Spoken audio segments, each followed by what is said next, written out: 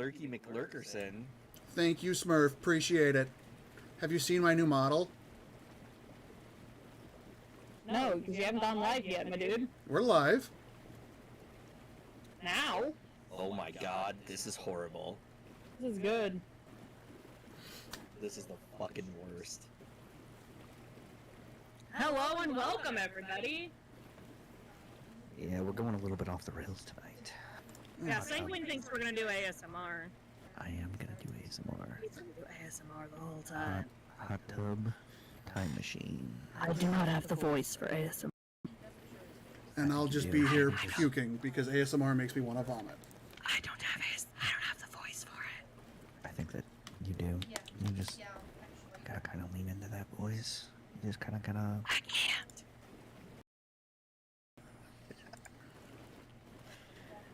So, how is everyone out there in internet land?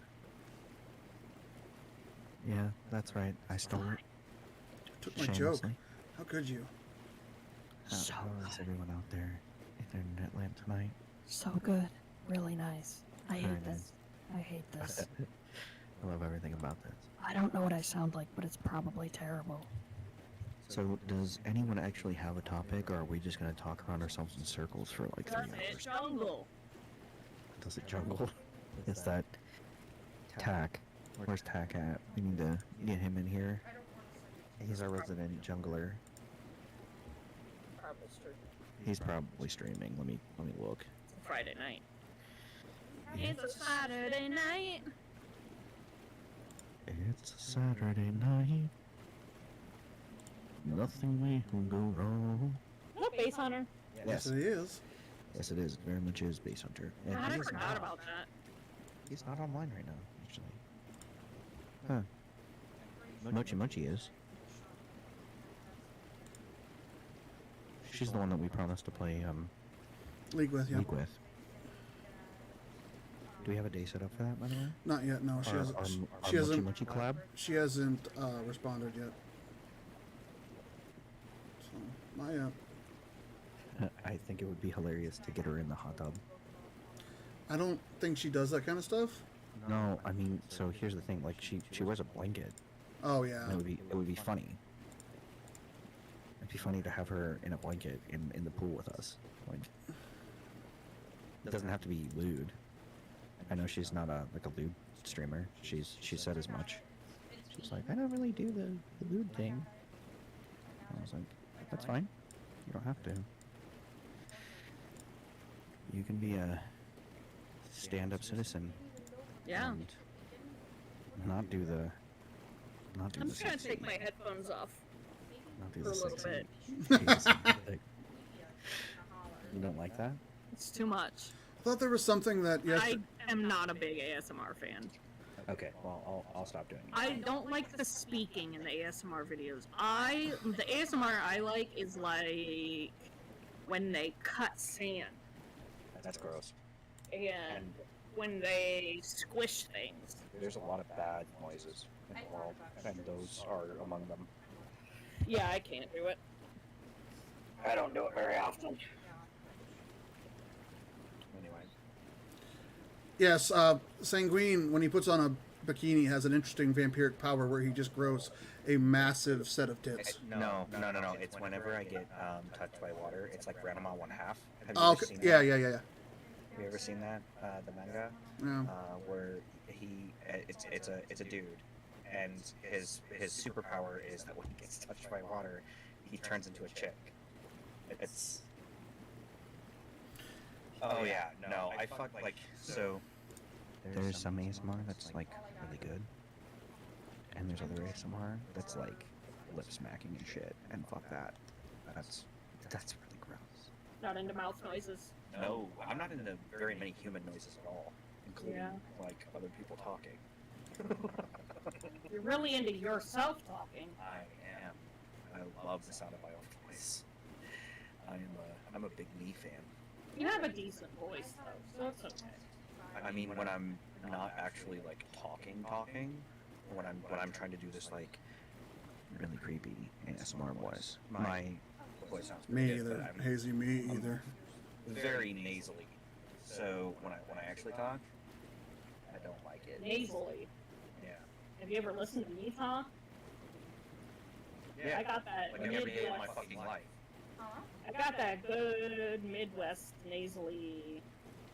Nice. Can't stand people talking. I got you. I got you. Hazel. That's my least favorite thing too. Tonight it's just talking. We're just gonna hang out and do hot tub chat time. Okay, she does jungle. Alawi? Yeah, I told you that. Alawi can jungle. She's a bruiser. Almost any bruiser can jungle pretty much unchecked. Alright, well, I got a new backup. For when Volley Bear does me dirty.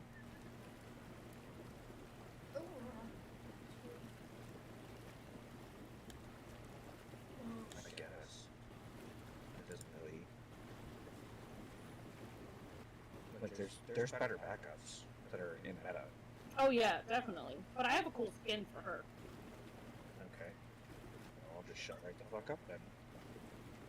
I got the Cosmic Alawi. That's good.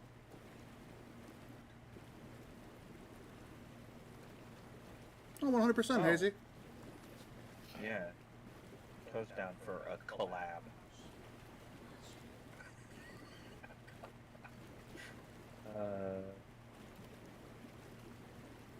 How come I can't hear the fucking music? I don't know. It's like it's not playing. But it says it's playing. Yeah, I know. I can't hear it. Hold on, let me see if my...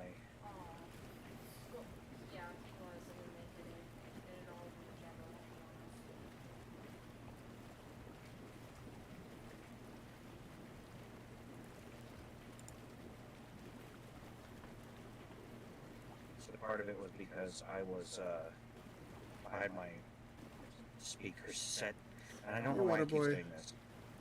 It keeps setting it to like the other, like every other fucking speaker except for the one that goes through my... All right, Hazy. Thank you for showing up. We appreciate it. Love you too. Love you! Yo, Waterboy, what up? Shark happens all the time. The shark is always a fucking creep. He has never not been a creep. It just freaks the fuck out every time I do anything. He moves and it like leans into me.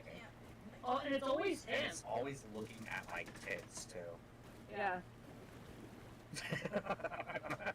That one was on Very purpose. horny. Very horny orca. It's a very horny. I mean, definitely human.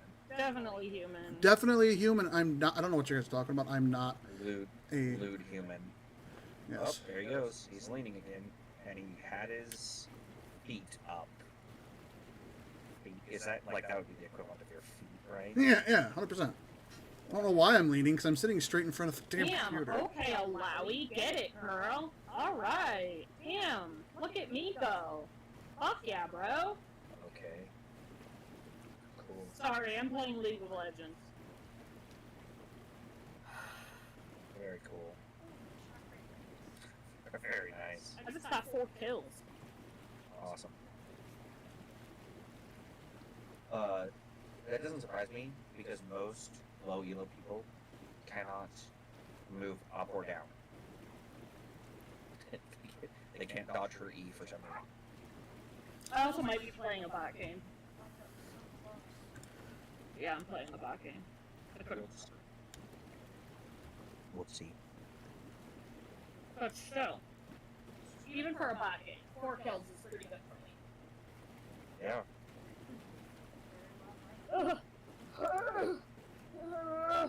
How's that for ASMR?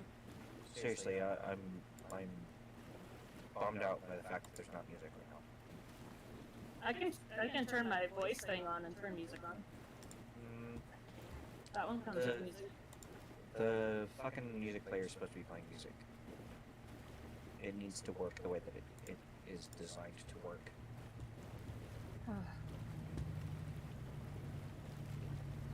What are you doing? And why? The side of your fucking table. It's not There's that. a chocolate wrapper inside. Stop. Stop it. Stop it. Fucking dog.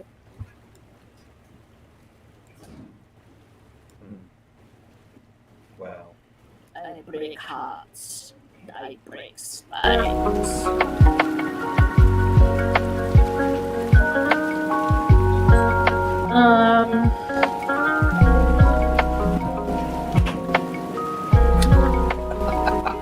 See him fucking with it. Oh, it's good. I don't know. Look, like, watch this.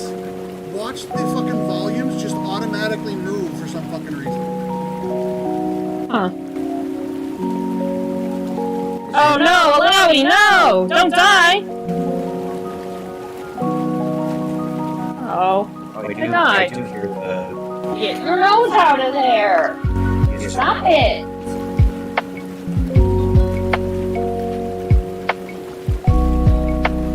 For some reason, it automatically turned down OBS's volume all the fucking way.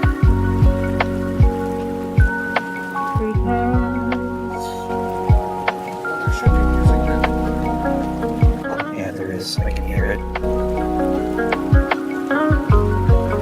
I can hear it on the stream. That's good. I've never shipped It's a nice lo-fi beat. So anyway, are you done fucking around on me now? No! I'm gonna do this while we talk! Okay. Cool. So how's everyone's week been? I mean, you found out you were dying. That's fun. Still. Worse.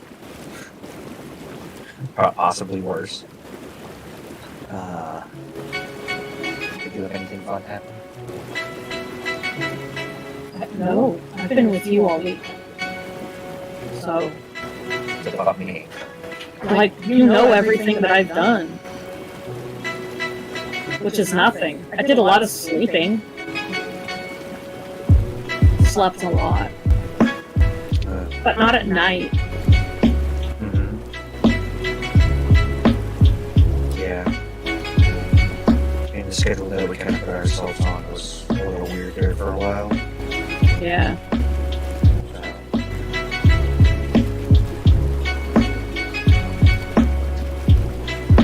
There is that. I'm gonna close some stuff here.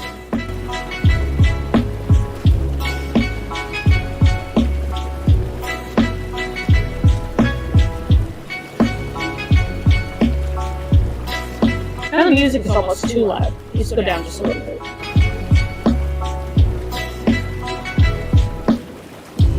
There you go. It's not good enough. Change it more. Change it more better. Do more. A little less.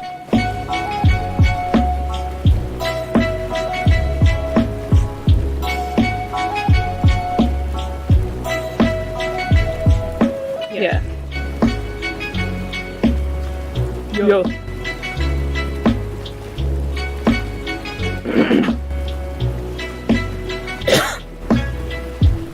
So, no.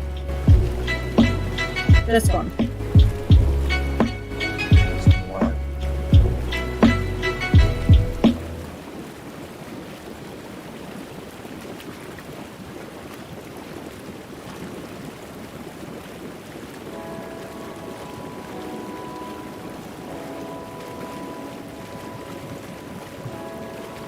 There.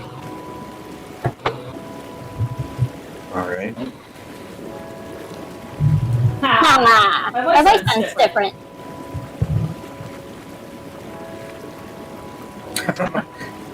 What's your squid's name? Isn't it Oscar? Or some shit? Yes. Ozzy. Whatever. I mean, ultimately, it's irrelevant, but...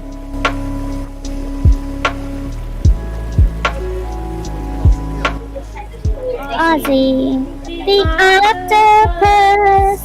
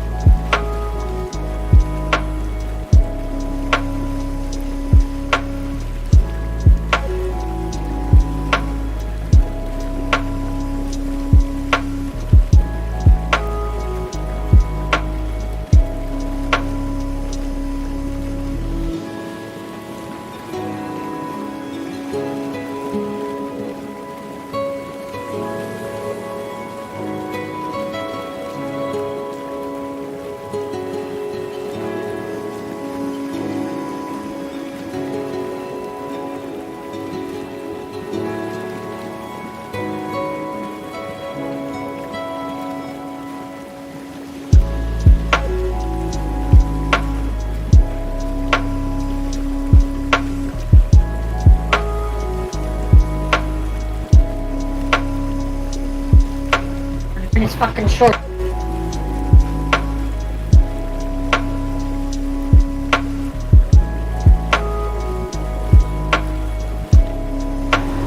Sorry, Mom. Yeah. Apparently, even though that it's 90 degrees outside, our son cranked the heater up.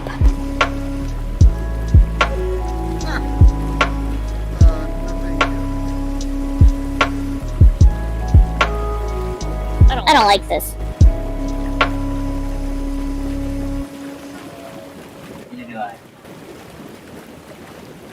New one. How about this one? How much better? Oh, it's not.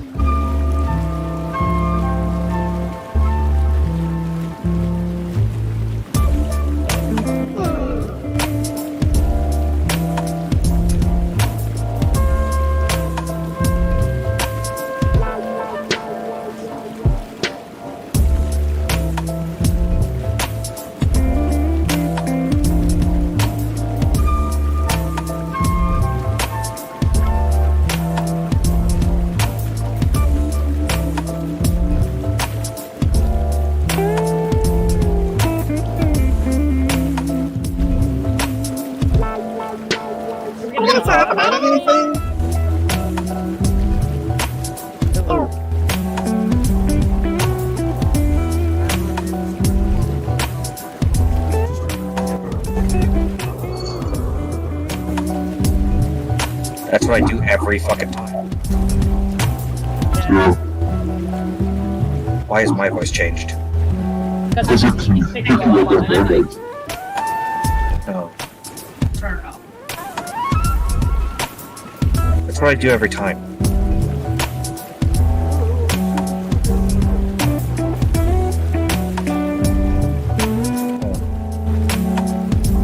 That's good. Glad to be.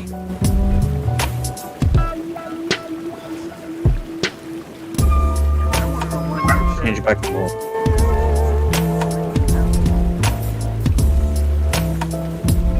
I don't know, why didn't you ask it? How about that?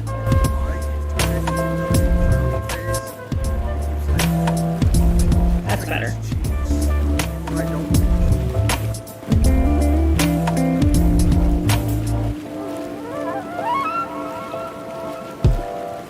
I think the face tracking on the thing that you're using is bad.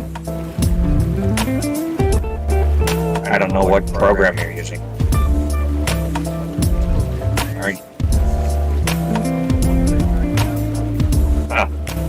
Yeah, it's weird because ever since you got it, you do nothing but fucking lean and your eyes go fucking absolutely apeshit. Or your mouth just moves randomly. So.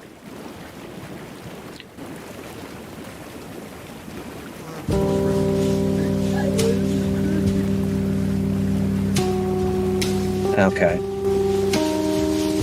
That's good. Oh, there really isn't that many.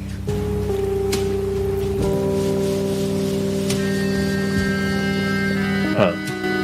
There really isn't that many viewers in the Division 2 category. No.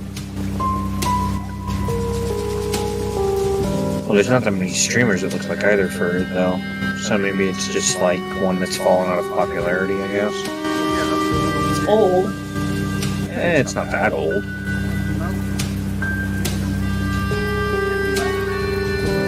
Video games, it's ancient. What, 40 years? 4 years? Something like that, yeah.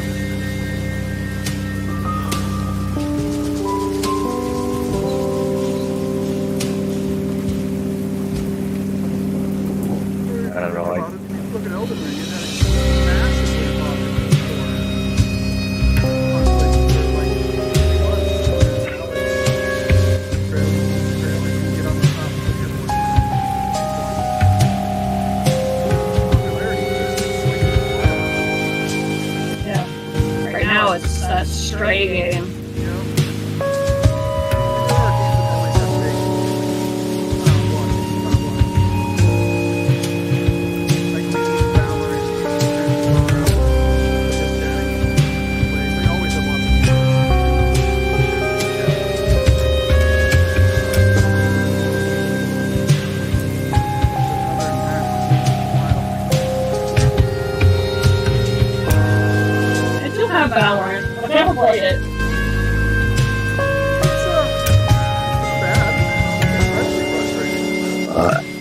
Yeah, most games like that are.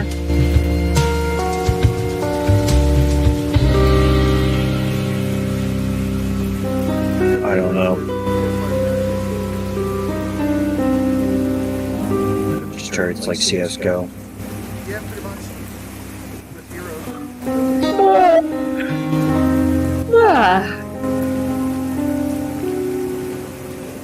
Well.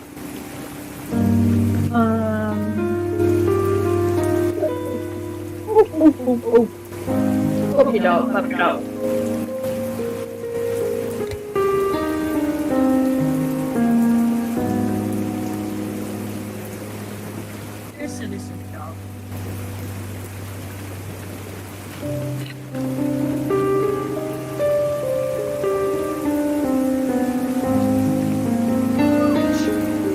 don't know. I just thought there would be more of a space for a third-person over-the-shoulder shooter like that, because they're not a dime a dozen like the FPS genre. Yeah, it's, the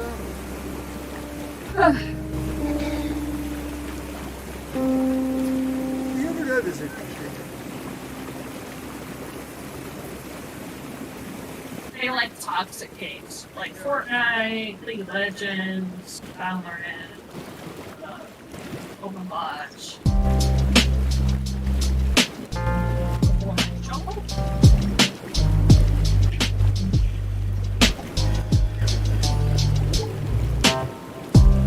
I don't know. I guess I just don't pay that much attention to those style of games except for League.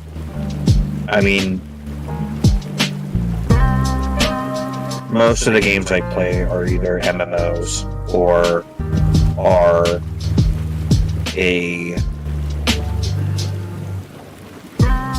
some version of like action-oriented RPG. I don't tend to step too far outside of that genre in any real sense. The farthest that I've stepped out of it is the competitive MOBA scene, which I don't know that until recently I've actually been like fully invested in, except for, and the only game that ever really caught my attention in that genre was Paragon. Yeah. I like survival horror. Survival horrors are good. Survivals are meh. They have mechanics in them that like give me pleasure too. Like I know you guys love them. Your mic is off. Yeah, no, because it was picking up my voice twice. That's why I tried to turn my gain down. I don't know. There we go. How about now? Still picking up a little bit. Well then. I'll just turn mine off and just go for yours. Let me set it between us then. I don't care. I can hear myself, which means that it's getting picked up.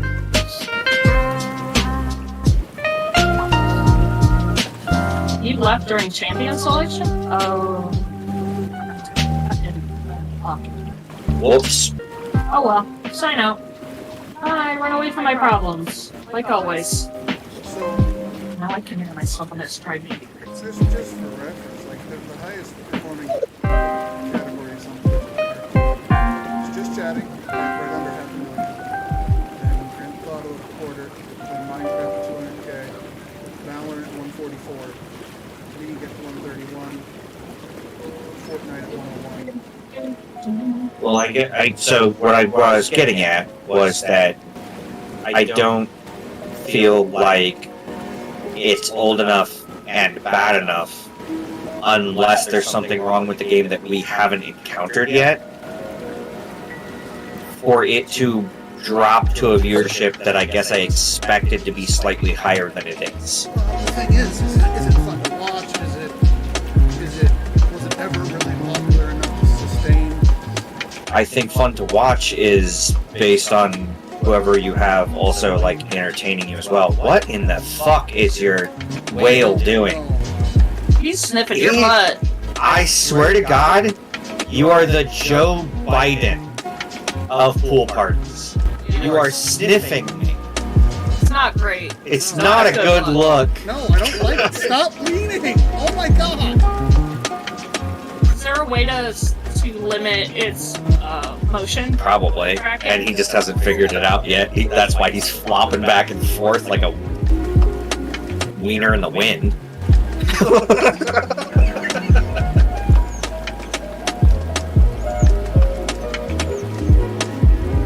And I keep looking over at your screen because I only have one screen.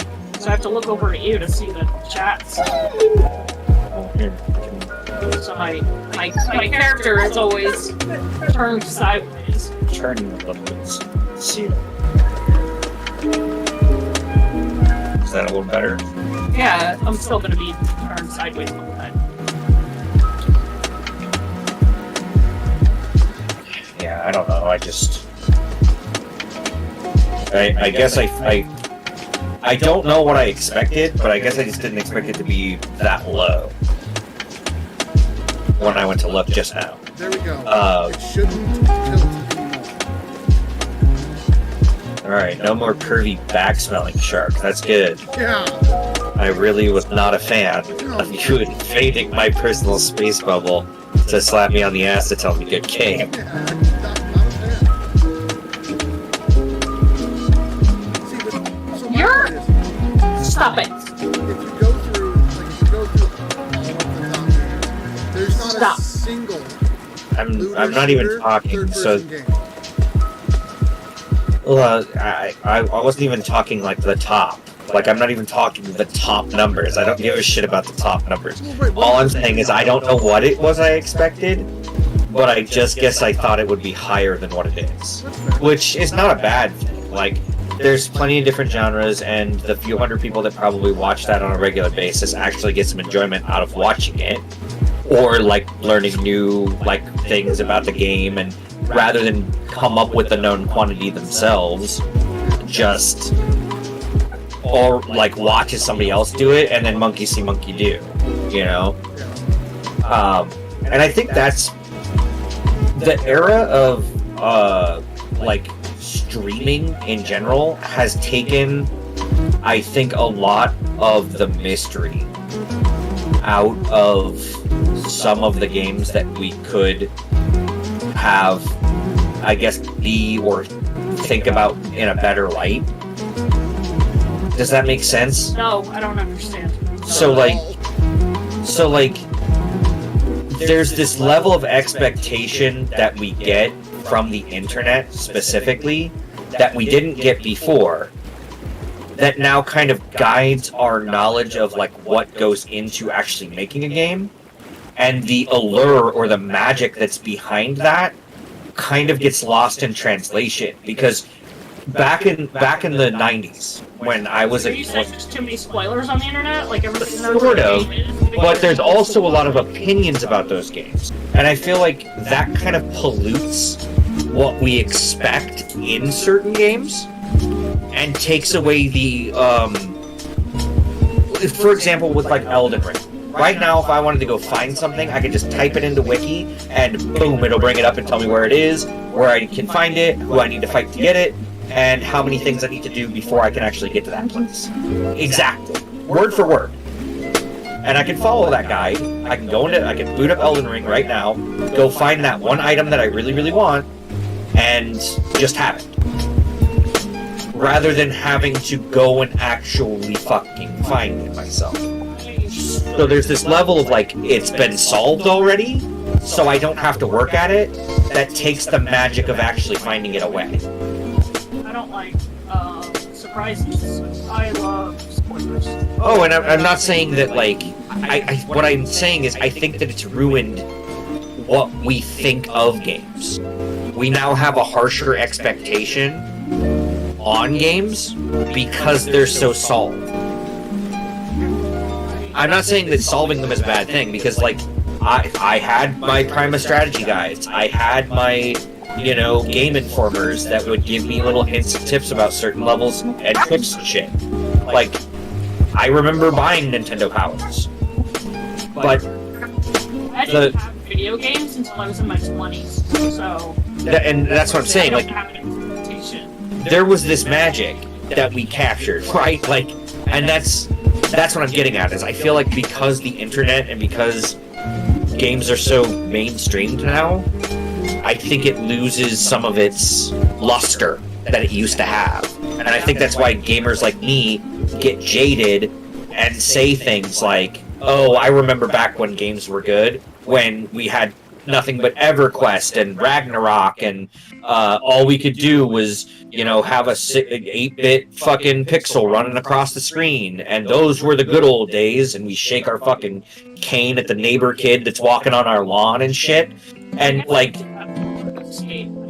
I didn't know how to play it. I think there's this weird, like, disengagement from people that came later, because they don't have that same expectation, because games are already solved nowadays. They just come prepackaged, and you can just find anything you want on the fucking internet, and they'll show you how to do it. Hazel Vanessa! Bad girl.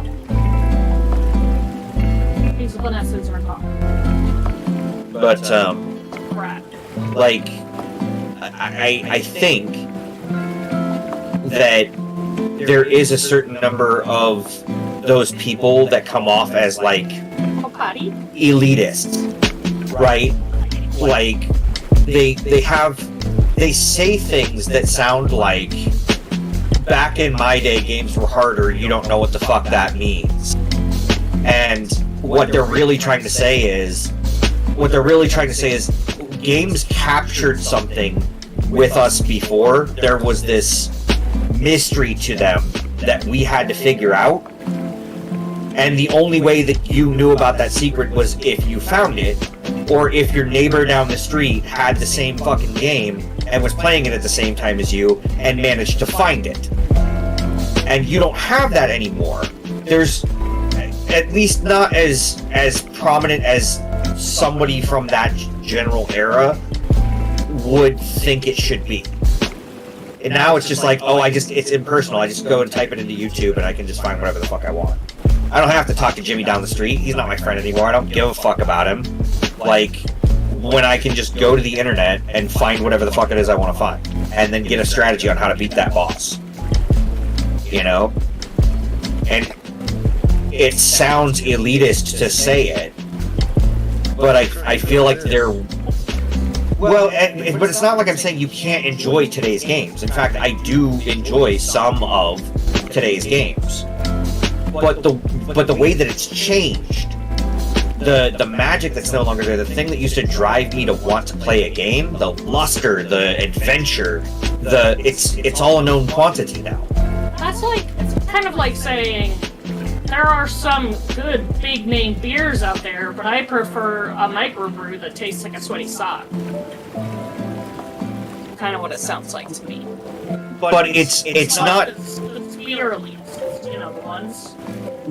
It's more like if those... So, like, microbrewing was something that would have happened back in the day, right? Like, it's one of the first ways that you would have brewed beer. It is the first way. Right? So I think that's the reason why people are like, hey, if we go back to something, these were good. You just don't appreciate them because it's a solved quantity nowadays. It's not just nostalgia though. But it's not. Because there was an entire set of circumstances that sets it up. Right, but do you also remember games like the Freddy game that were unbeatable? Yeah. Or there was so one... bad they buried it in a fucking hole. But that's no different than saying, do you remember Cyberpunk 2077? It's happening today. Game-breaking bugs are not a new fucking thing. Right, that's my point. Nothing's really changed outside of the fact that information is readily available. But that's what I mean, and it basically, it's no, and that's not what I'm saying. Bullshit. I want one, don't. But let me have a bug.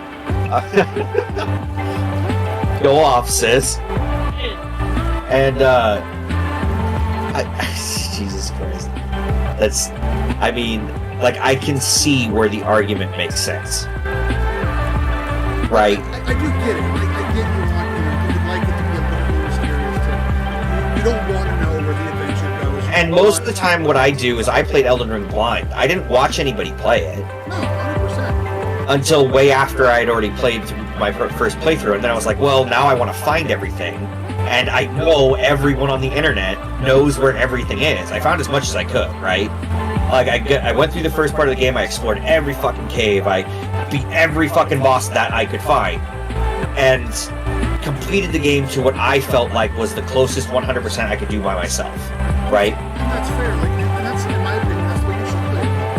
And that was 200 fucking hours into the game. Nothing wrong with that. Like, that still exists. You just have to have self-control. That's my point.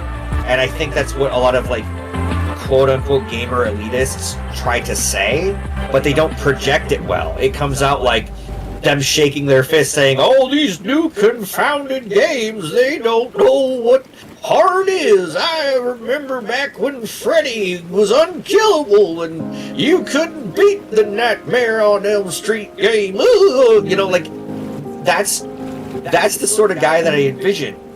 Like the old school gatekeepers. But, okay, I mean, and maybe that's true, or maybe they're stuck somewhere in the middle where they're trying to find, like, the words to say, but just can't really describe that feeling.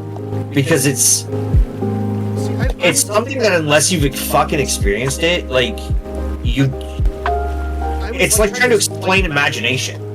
Right, and I would give them the benefit of the doubt if I hadn't seen them repeatedly, and they trash on other people's games, they trash on other people being in general.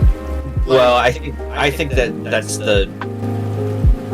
the easiest and smallest minded way to like try to prove your point, is to attack the obvious weakness of the thing that you're trying to discredit, right? Like, if you attack the obvious weakness, they have nowhere else to go. Right, but that doesn't do anything besides make you a douchebag. Right. Because when you break it down, it's defensiveness in a really rotten, toxic way. oh, right, like, if, you know, for instance, you don't like Stardew Valley, okay? Yeah, not a fan. Like, and that's fine, right? You don't have to like the game, but there's no reason to go shit on it against random people on the internet. Okay, You yeah. joke around with your friends, and you know, I hate this fucking game. Why are you making me play this game? Stupid. But I had legitimate reasons for it. Right, and that's whatever. Like, I was backing as I was playing. I was finding, We're not like, talking about you. We're talking about random people on the internet. Okay, that's fair. But how can you just say that, like? Because they seek out people to shit on. He just seeks out us to show. That's fair, but that's the main thing. The problem with these people is they literally seek out people that are minding their own fucking business to shit on. They just show up on their Twitch or their TikTok or their YouTube channel and just start going off. Okay, Yeah. well, let's be real. We also know that the person that they go and shit on in a chat string like that is the same person that went into one of their favorite things and shit on that person's fucking favorite thing. It's just a big fucking. Since I've started controlling my socials, I have watched people shit on female gamers just for being drunk. Yeah. Literally just for sitting behind the screen. I had one guy You're on TikTok fucking down on me once because everybody was at the beginning of the year, this year or last year, was posting their like Spotify most played lists or whatever on social medias, and some dude went fucking off on me for the music that I listened to, which is funny because I don't listen to music. So like literally the 3 songs that were on my most played list I'd listen to like twice all year, because I don't listen to music hardly. But this guy just fucking went off on me, and I was like, excuse me? So I went into his shit and I was like, oh, okay, so you're one of those. And so I blocked it. So it's not just women. Dog balls. But that's an incel, right? Like, that's a person who. Yeah, big time. That's a person who like, how many of those are there though? A lot, dude. You're not out in the socials every day. There are so fucking many. you go to like these like TikTokers that I love, you go into their comments and It's I mean, so bad. we bury the bad comments, but they're there. If you scroll down, there is some fucked up shit that people say to female TikTokers. I can't. It's not just Male, like it's male TikTokers, most of them get away pretty scot-free. Oh yeah, 100%. But there are a few. When you get into the gay TikTok is, you can imagine the things that are said on their comments. But most of the female TikTokers that I follow, they have some of the most trashiest, dirtiest comments. It's disgusting. It's It doesn't absolutely matter what kind of disgusting. content they post. No. It At could all. be it could be a woman carding wool and they're like, oh, look at this dumb slut on the internet. She has boobs. Oh no. And it's like she's wearing 3 sweaters to hide her boobs. Nobody says anything about them. But they're like, I bet she has nipples. Like, yeah, everybody does, dude. Shut up. And like I was saying, it's not just, I mean, females get it the worst in gaming, but Oh, yeah. it's not just females. Like, it's No. certain fandoms, it's your likes and dislikes. They're the vast majority of the internet when it comes to gaming, Me. unfortunately, is just downright fucking mean. I guess that I am just naive because I've stuck myself in away from that corner of the internet. Like, I purposely, and we talked about this on the last Just Chatting, I purposely seek games that build communities that are like the Yahoo chat rooms Right. that I used to RP in. Like that's my basis. So shit like that, I don't ever associate myself with. So things like Facebook and Twitter that are just like fucking sewers, I try to stay off of those as much as I can. Now that, you know, we're kind of going for this, like, we're going for a more, like, we're trying to work for ourselves, we're going into business together, we're trying to do this streaming thing as a thing. It's I have to now put myself out there, and luckily for me, I can do it as an avatar. Right. As a complete blank slate that, like, nobody fucking knows anything about. Right. Unless I tell them. And you're gonna fucking hate that I say this, as a man. That's fair, because from what you're describing of the internet and the way I've kept myself away from social circles like those things, Yeah. I probably won't experience as much. Oh no, nowhere near. Because I'm sure I'm gonna have 1 or 2 hot takes, because when I start running my mouth, I say things and Oh, people like will take something the wrong way. I don't mean anything that I say out of malice. No, he's Ever. He's just naive. I'm naive. Yeah. I'm naive. The internet has changed since you were a teenager. Because I stay the fuck away from it. Which Exactly. is funny. He's honestly all I the don't time. blame you. Always It's- playing online games. He's always in these online But communities and stuff. That's what I He mean. is- I have fucking built a bomb shelter, Yeah. and the internet has gone off around me. He has a millennial about it, where he only got I nestled myself in my safe little fucking nook. I found games where I could take out my frustration through competitive play, and I built myself a fucking bomb shelter, and the internet apparently fucking exploded and became this absolute shitstorm. Well, yeah, it's because people have, a lot of people don't associate real life consequences with the internet. Yeah. So they think they can just be mean to us. But- That's just the internet. But they've seen throughout the entirety of the internet that social influence can actually fucking do that. Right, but people suffer from, just like, take COVID for instance. When COVID first started, everyone had the attitude of, well, as long as I'm not sick or someone I directly know is not sick, it's not real. But now that everybody has had it, or knows people that have had it, you know, it's different. Right, like, people play dumb and ignorant as long as humanly possible. Yeah.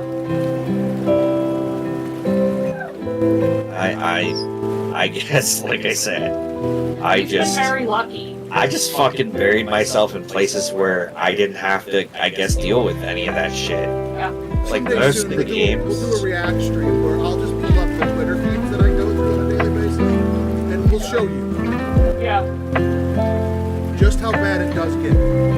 Yeah. I don't want to see. Like it's, and the thing problem is, it's not just like Twitter. Like people get DMs telling them to kill themselves Oh, because they're bad yeah. at the game. Like Oh, I was fully expecting that level of shit, especially in the league community.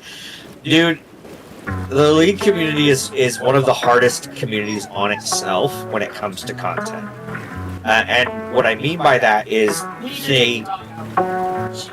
Yeah, before she explodes. We'll take a break after I finish my point here. The league community, as a point, take any of the pro players, right? Like, these are people that have fucking mastered, have come to an understanding of the champions in the game to a point where they can play any champion at any point in time and be able to dominate on that champion in their respective roles. Not any champion. I've seen. Oh, there's people that have league points, right? Like, where they are like, this, he's gonna, I've seen him play this champion and he fucking dumps. and here's the thing, like, teams have come up with a backup system where during a best of 3, they'll swap players because they know this player's better at playing tanks than this player that's better on bruisers. So we'll swap them. And they have 3 or 4 backups.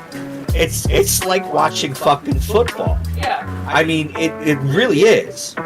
But one of those players fucks up one move, and Twitter just explodes with that dude's trash. He's garbage. Fuck that guy. He can't even fucking hit it. He can't even fucking hit a Morgana bind. When's the last time you hit the clit, dude? What a fucking virgin. What a troll. Blah, blah, blah. And it's just like, report him for fucking griefing. And it's like, dude, he missed one fucking skill shot. And this is a low-pressure game in the middle of the season. They won the game. And you're shitting on him. Shut up. You can't even find the clitoris. It's not hard. It's right there. Look, guys. Look at it. Jesus Christ. I just... Oh, man. That's what gets me, all these fucking insults out there. If you're an insult, God bless. Probably hate you. I mean, so that was the kind of shit that I was fully expecting coming into this, like, I'm maybe a fucking silver level player, like, on my best days, but I fully expected people to come in here and just absolutely shit bricks all over the fucking house. What a fucking noob, what, oh, you're so bad at the game, blah, blah, blah. Like, I fully, and especially with you starting on lock screen, I was like, oh god, we're gonna get bullied. We're gonna get bullied right off the fucking internet. I was like, the playground kids are gonna come to our stream and they're gonna be like, lick this white dog shit. And we're gonna have to do it. Probably have to. Yeah, I'm sure. I'm sure some of the watchers and listeners and lurkers out there say that she's got no business being in the jungle because she sucks. But that's not But the, then like, you type in like, the reason nice. the reason why I think we've kind of like leaned on League so much is because it's a fun game to play with your friends. Like, if you're playing with a bunch of random people who are just you don't trust to run it down, like, I know you guys are gonna run it down, right? Like, I've come to the table with the expectation that you guys are gonna feed your asses off. It's gonna happen. If you're out there in life, blink twice. And I need to. Oh, you guys are just fucking deadpan. Oh, I shut off my thing so it stopped doing it because I got tired of freaking out. Oh. Ah. Yes, I'm sure that was a lot of fun. Oh my god. Alright, let's take your dog out. Yes. Screaming. She's screaming. We'll be right back, guys. We'll see you in a minute. Shan't be long.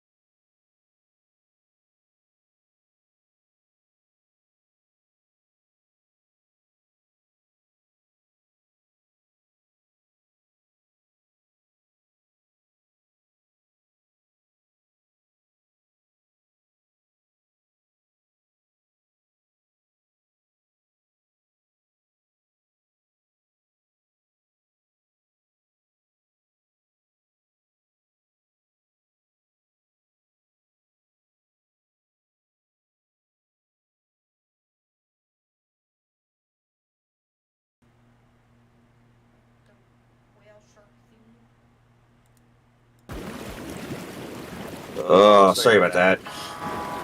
That dog is insane. Love her to death. My very best friend in the whole wide world.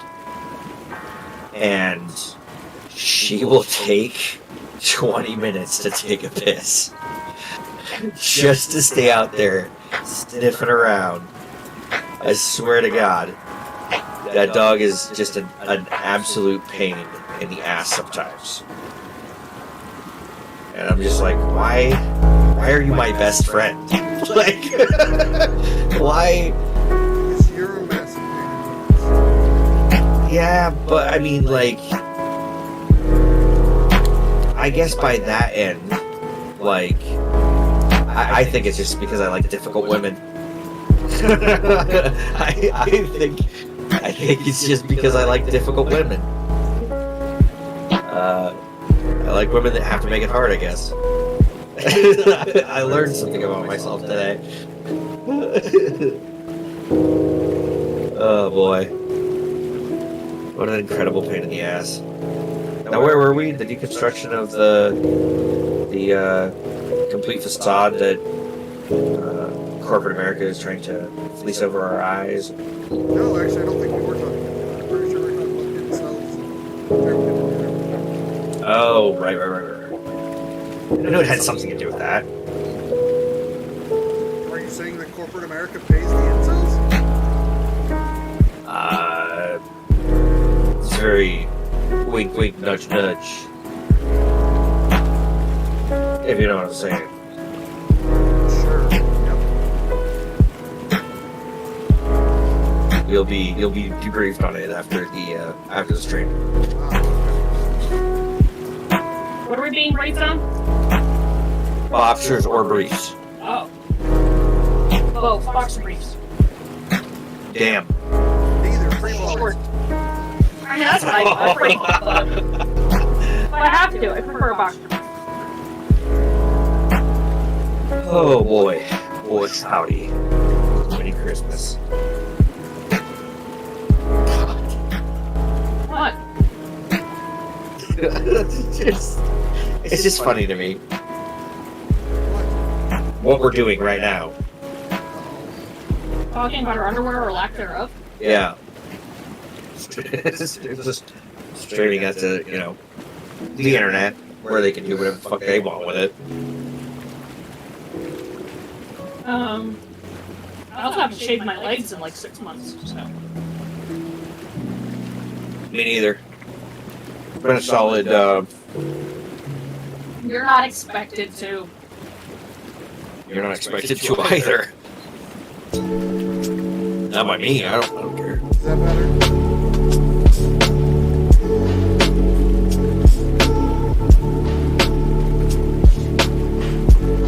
Turn up the music again. While we were at break. Streamlabs just hates you then. Is that what you're saying?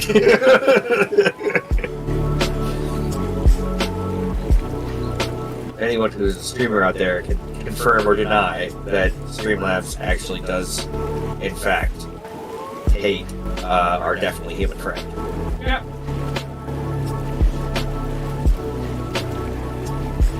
We're Streamlabs.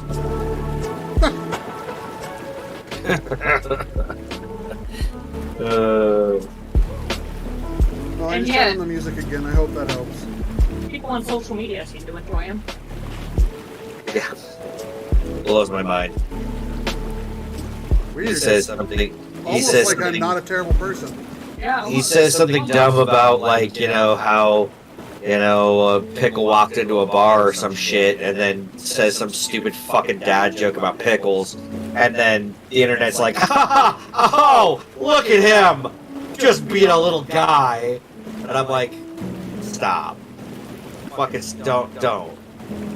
You're inflating something that you really don't want, because he'll just do more. Yeah, but they like it. Why? Though, I guess. I mean, if you want like the cheapest version of a laugh possible. Oh, so now you're just a comedy. In this geek. economy? That's what we do. We look for the cheapest shit we can get. What? Now he's just gatekeeping comedy too. Jesus, you really are just an elitist, aren't you? Yeah. It's just piss poor comedy. See, that's not your place to judge. If I am a recipient of said comedy, I would say it very much is within my binding laws to cast judgment upon the person who bestowed my ears with thine filth. Okay, that's fair, and you get your opinion, but unfortunately, the opinions of many outweigh the opinion of you. Not if it's factual. Not You're the asshole not at if the comedy there's factual evidence. You're the asshole at the comedy show that goes, "You suck. You're not even funny." Yeah, 100%. And the guy's like, I wouldn't. "Man, leave." No. I wouldn't go to that comedy show. Right, but here's the thing. I wouldn't Comedy go is to. subjective. No. No, here's the thing. I wouldn't set myself up to be at a place where there would be a shitty comic. The thing is, because I'm not I a wouldn't- shitty comic. People find me funny. Comedy is subjective. Just because you don't find me funny doesn't mean I'm not. It means you're not to me. Correct. Right, but you can't say that he's not funny because I have proof that a lot of other people think I am. Oh. Okay. Some of our most viewed TikToks are of me making puns. Oh boy. granted, they're probably showing their friends like, wow, look at this dumbass thinking he's funny, but right, they get views And likes, so and likes. helps the algorithm, don't care. Yep. A hate view is still a view. We on TikTok do like stupid jokes though. Well, yes they do. The internet just likes stupid jokes. Okay. Alright, Mr. Highbrow Pinky out when you sip your tea comedy. Come on, do it, go with the funny. Come on. Make me laugh, monkey boy. We both know, number one, that's not how that We works. all also do. Okay, well, I need this piece, and I'm the funny one. yep, that's it. Because everybody loves a funny woman.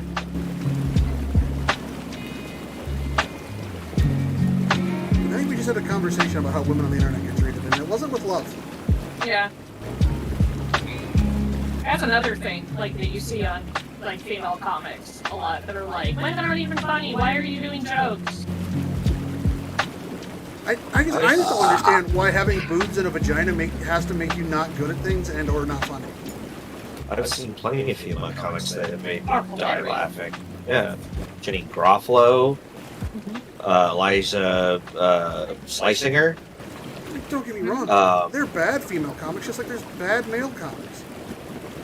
Well, yeah. Like, You have your goods with your bads, and right, but that goes just with anything. stating because someone has the female genitalia and a set of productive breasts makes them bad at something. I don't know. It's like those people have like a block in their brain where a piece of 10-cent brass should be. Yeah, it's like they grew up in the 90s thinking that women aren't supposed to be funny. So that's what we were told. Fucking hate you. Raised by men who told us that women can't be funny. I You don't have that problem. You were raised by women. okay, fair enough. I was. But the thing is, like, that excuse only gets you so far because as an adult, you have the right, you have the ability to form your own fucking opinion. Yeah, but hard to your point. I mean, okay. I'm sheltered, right? Like I had two wonderful women that took care of me growing up. My mom and my grandmother, my mama, who clearly did not beat me enough, and I got away with Fucking murder. on occasion. It's only that one time. That's still more than I got away with. But so to be real, like I was raised incredibly well, and because of that, I have a lot of like well-developed forms and theories and things on the world. Like I do have a relatively glum outlook of most things because, in my experience, most things, no matter how good they seem to be at first, will one day wither and die. And I was a dark kid. Like I'm not gonna sit here and lie about it, but I guess the point that I'm trying to get to is that like I've been lucky enough to not form these negative opinions, and so it is fucking foreign to me. It is literally a alien concept to me how anyone could possibly think in that manner, because it's so far behind what we've progressed to as a society. How could anyone possibly give credence or ascribe to that sort of behavior? But you do every day. But that's such a fucking foreign concept to me. And I get that it happens, but like I can't like wrap my head around the gravity of how much, like, to me it's like, well, how many people does this actually happen to? Like, legitimately happen to? Because I can't wrap my mind around any more than like a handful of hecklers doing this. That's why I've always given you such a hard time for you being your toxic masculinity. So it's not really that, it's just that you're so naive, you have no idea that it's actually. No, and legitimately, like, I stand corrected on a lot of things. Like, I am willing to admit when I'm wrong. Definitely. He will get sullen and mope for like 3 days before he comes back and agrees that maybe he was wrong, but that's only occasionally. It's every time. Okay. Alright. But I do admit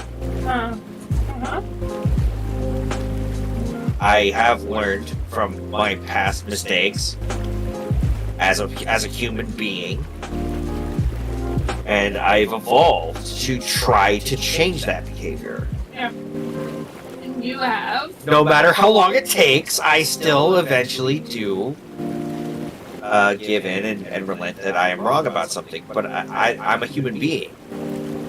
Like, what's been imprinted on me already is kind of what like defines my universe and what I gravitate towards, like-minded people. Right, and that's another thing, is that the two women that you were raised by are older women.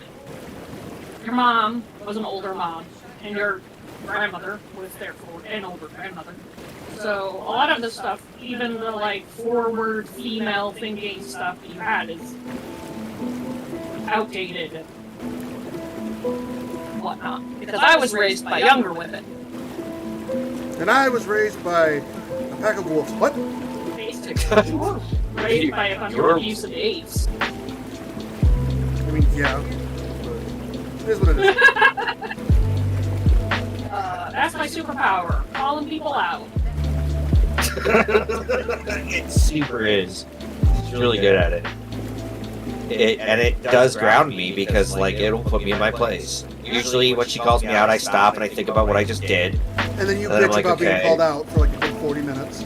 No, I take my time, I process what it was that triggered me, I try to think through all of the options, what I can say. I am very thorough when I apologize. He used to just explode. Yeah.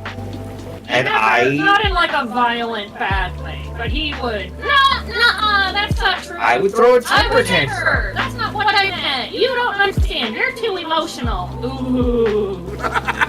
Women are too emotional. They're not capable of rational thinking. That's not true at No, all. you never There's- said that shit. You would say, you need to be using your rational thinking, not your emotional thinking. And I was like, I'll show you emotional thinking, you son of a bitch. Here as I'm stabbing you in your fucking kidneys. And I did a couple of times when I chucked that beer bottle. threw a beer bottle at us. And mind you, this was in a Different time of life. Moving on. Yeah, it was at the height of my alcoholism. Okay, well, I mean, okay. I'm not afraid of it. Like, there's no reason for me not to admit it. What the fuck? I would constantly remind him of it because I don't want him to slip up and forget and be like, "Hey, let's go to the bar." And I threatened to beat him with liquor bottles if he touches one. That's not what keeps me away from it. No, but I will beat you with it if you do it. What? Okay, you're fucking. Triple F, white boy. First off, not white. How dare you? Second, I am My crippled. favorite insult. I'm just saying that if I was at a point in my life where I went back to alcohol, you wouldn't have to worry about beating me. No. Because I'd be on the path to trying to kill myself at that point. Yeah, you've said that before. Like, you won't have to worry about. There's no amount of beating me up that you could do that I don't do to myself on a daily basis. Yeah, but And I find it's- that, like, a quarter-inch thick glass is really effective. Not for him. He's young. Okay. It's Doesn't feel you're not. No, because like I have felt a despair and a hopelessness before in my life that I didn't think I would ever climb out of. Yeah. We've all been there. Yeah. I mean, we've all stared into that abyss. There's been a point at your life where you have looked down there and been like, why the fuck am I here? I stared down last week again. I mean, I don't really leave that abyss. We're like best friends. Oh, It's like, honestly, like it's a daunting task. You know? And it's really hard to talk about something. Like tomorrow. And it's even worse when you feel like society puts a brand on you that's like you're not allowed to have emotions. You're not allowed to have emotions. You're supposed to be the strong man. You're supposed to carry the burden. If anyone needs anything, you bust your ass to get it done. but God forbid you don't have any emotions. Yeah, but if you so much as shed a fucking tear, I'm gonna beat the shit out of you because you're a pussy. But you need to be more in touch with your emotions. Well, yeah, that's what we get yelled at for, right? You know, like, supposed to be a strong bulwark of strength, or am I supposed to feel these feelings? and like as kind of like Oh, I would say like a mixture between alpha and beta of our generation, because like I never wanted to stand out, but because I was athletic and because I was smoking hot. All the girls fucking wanted to eat. What? You didn't even know it, but all the girls fucking wanted nuts, dude. Yeah, that's The pretty point. accurate. the point. Like, it That was I- always about how attractive you were in high school. Hot and brooding. Oh my god. You were the I was- hot, like, I was a transfer fucking student that You were everyone wanted to funny. fuck. I was You a were loud. You did your own eyeliner. I did. Yes. Well, you did it well. Yes, I could even do Benji stripes and Oh my god. You I- had that lip piercing that I just wanted to. No, I can't say it on Twitch. okay. So anyway, But back in high school, you would have had to take a number because there were so many girls like that. Oh yeah, I didn't have a chance back then. no. You also had like a girlfriend that you moved across the Am I seriously like this naive? Yes. Yes. Am You I? are so not, dude. Everybody thought you were hot. There is a reason she constantly thought you were cheating on her with everybody, because everybody thought you were hot. Am I really? Am I really? I think Yes. Sanguine has watched The Boys. I have not. But I know who Soldier Boy is. Yeah. Oh my god. I would sit on his face all day long. What? What? What? What? Steve Winchester, Which? Soldier Boy from The Boys. We haven't watched all of that season yet. I Seen him, but I've seen him on TikTok. I haven't seen. Season 3's out, right? Is that Yeah. the one that we haven't seen? Yeah. Yeah. Then I don't know anything from the new season. Right. Yeah.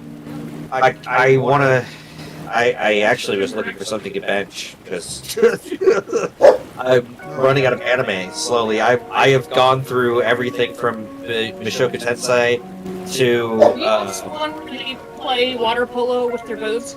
No, I haven't, and I'm kind of avoiding those. Yeah. If I'm being perfectly honest. Well, if you do, let me know. I want to watch that one, but I don't want to watch it alone. Okay. Maybe we could do a react. I'm not getting banned on Twitch for watching that. You're not gonna get banned on Twitch for watching that. They're totally clad in bikinis, and they only try to like use their boobs or butts to like slam into each other, and they have like special moves. It's almost like Food Wars, but like water polo. Yeah. They've got bikinis. It's not hentai. It's just Tentacles. Oh yeah. Fuck. What? Oh. I have a type. No, he is. Like seriously, he's my type too. I'm not gonna lie. Yeah. Like every good bisexual woman has her golden retriever boyfriend husband who's also slightly gay, and that's it. I mean, I don't know if James or Sanguine's got fucking golden retriever in it. All right. Well, he's definitely the skinny. He's definitely the skinny femboy, but other than that, no, he's not a skinny femboy. He's never been a skinny femboy. He's always been golden retriever.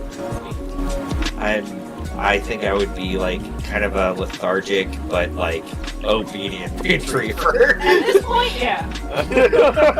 you're the old retriever that has joint problems, can barely stand up. Yeah, but knows he has to get up to get the fucking paper. He's like, oh, fuck, alright, I guess. I'll get you your goddamn paper. 30 seconds later, he's finally off the ground. Did you see that Grant has started One Piece? No, that's cool. Oh man, you are in for a treat. A long treat. It is a long treat, but it is a good payoff, dude. Like like where the season's at right now, it is just fuck. It's on another level, and Oda's storytelling is absolutely brilliant. The man's mind works in a way that you can't anticipate at first, and he leaves crumbs throughout the story, and then later on in the story he brings those crumbs back and makes them mean something in the story as a whole. It is like if the only way I can describe it is like if DBZ was actually good. For real though. If Dragon Ball ever had like an actual like good like writing, good conclusion, good power creep, like if they had made a stop at maybe Super Saiyan 3, you know, like instead of just getting needlessly more and more powerful. It's like it's on a level at this point that like you can't even describe as a real human being. Like it's a level of power that we could never understand. But Oda does this beautiful thing where he not only makes his characters beautiful and flawed, but he also makes them powerful in a way that's meaningful, and when it's meaningful. It's fucking brilliant. It is some of the best anime that I have ever seen. It makes you laugh, it makes you cry. There are a lot of moments where like when the team comes together to do something that's just brilliant and they all lean on each other. Oh god. His watched a couple of artists. It's fucking weird. It's absolutely like it will get good. The crazy cake lady. Okay, so yeah, there's a lot of explaining to do on that one. I feel like there's a couple of artists that I've watched are like super fucking weird, and that I've just maybe not watched the right content. Okay, so I'm gonna put this out here for you, Grant. It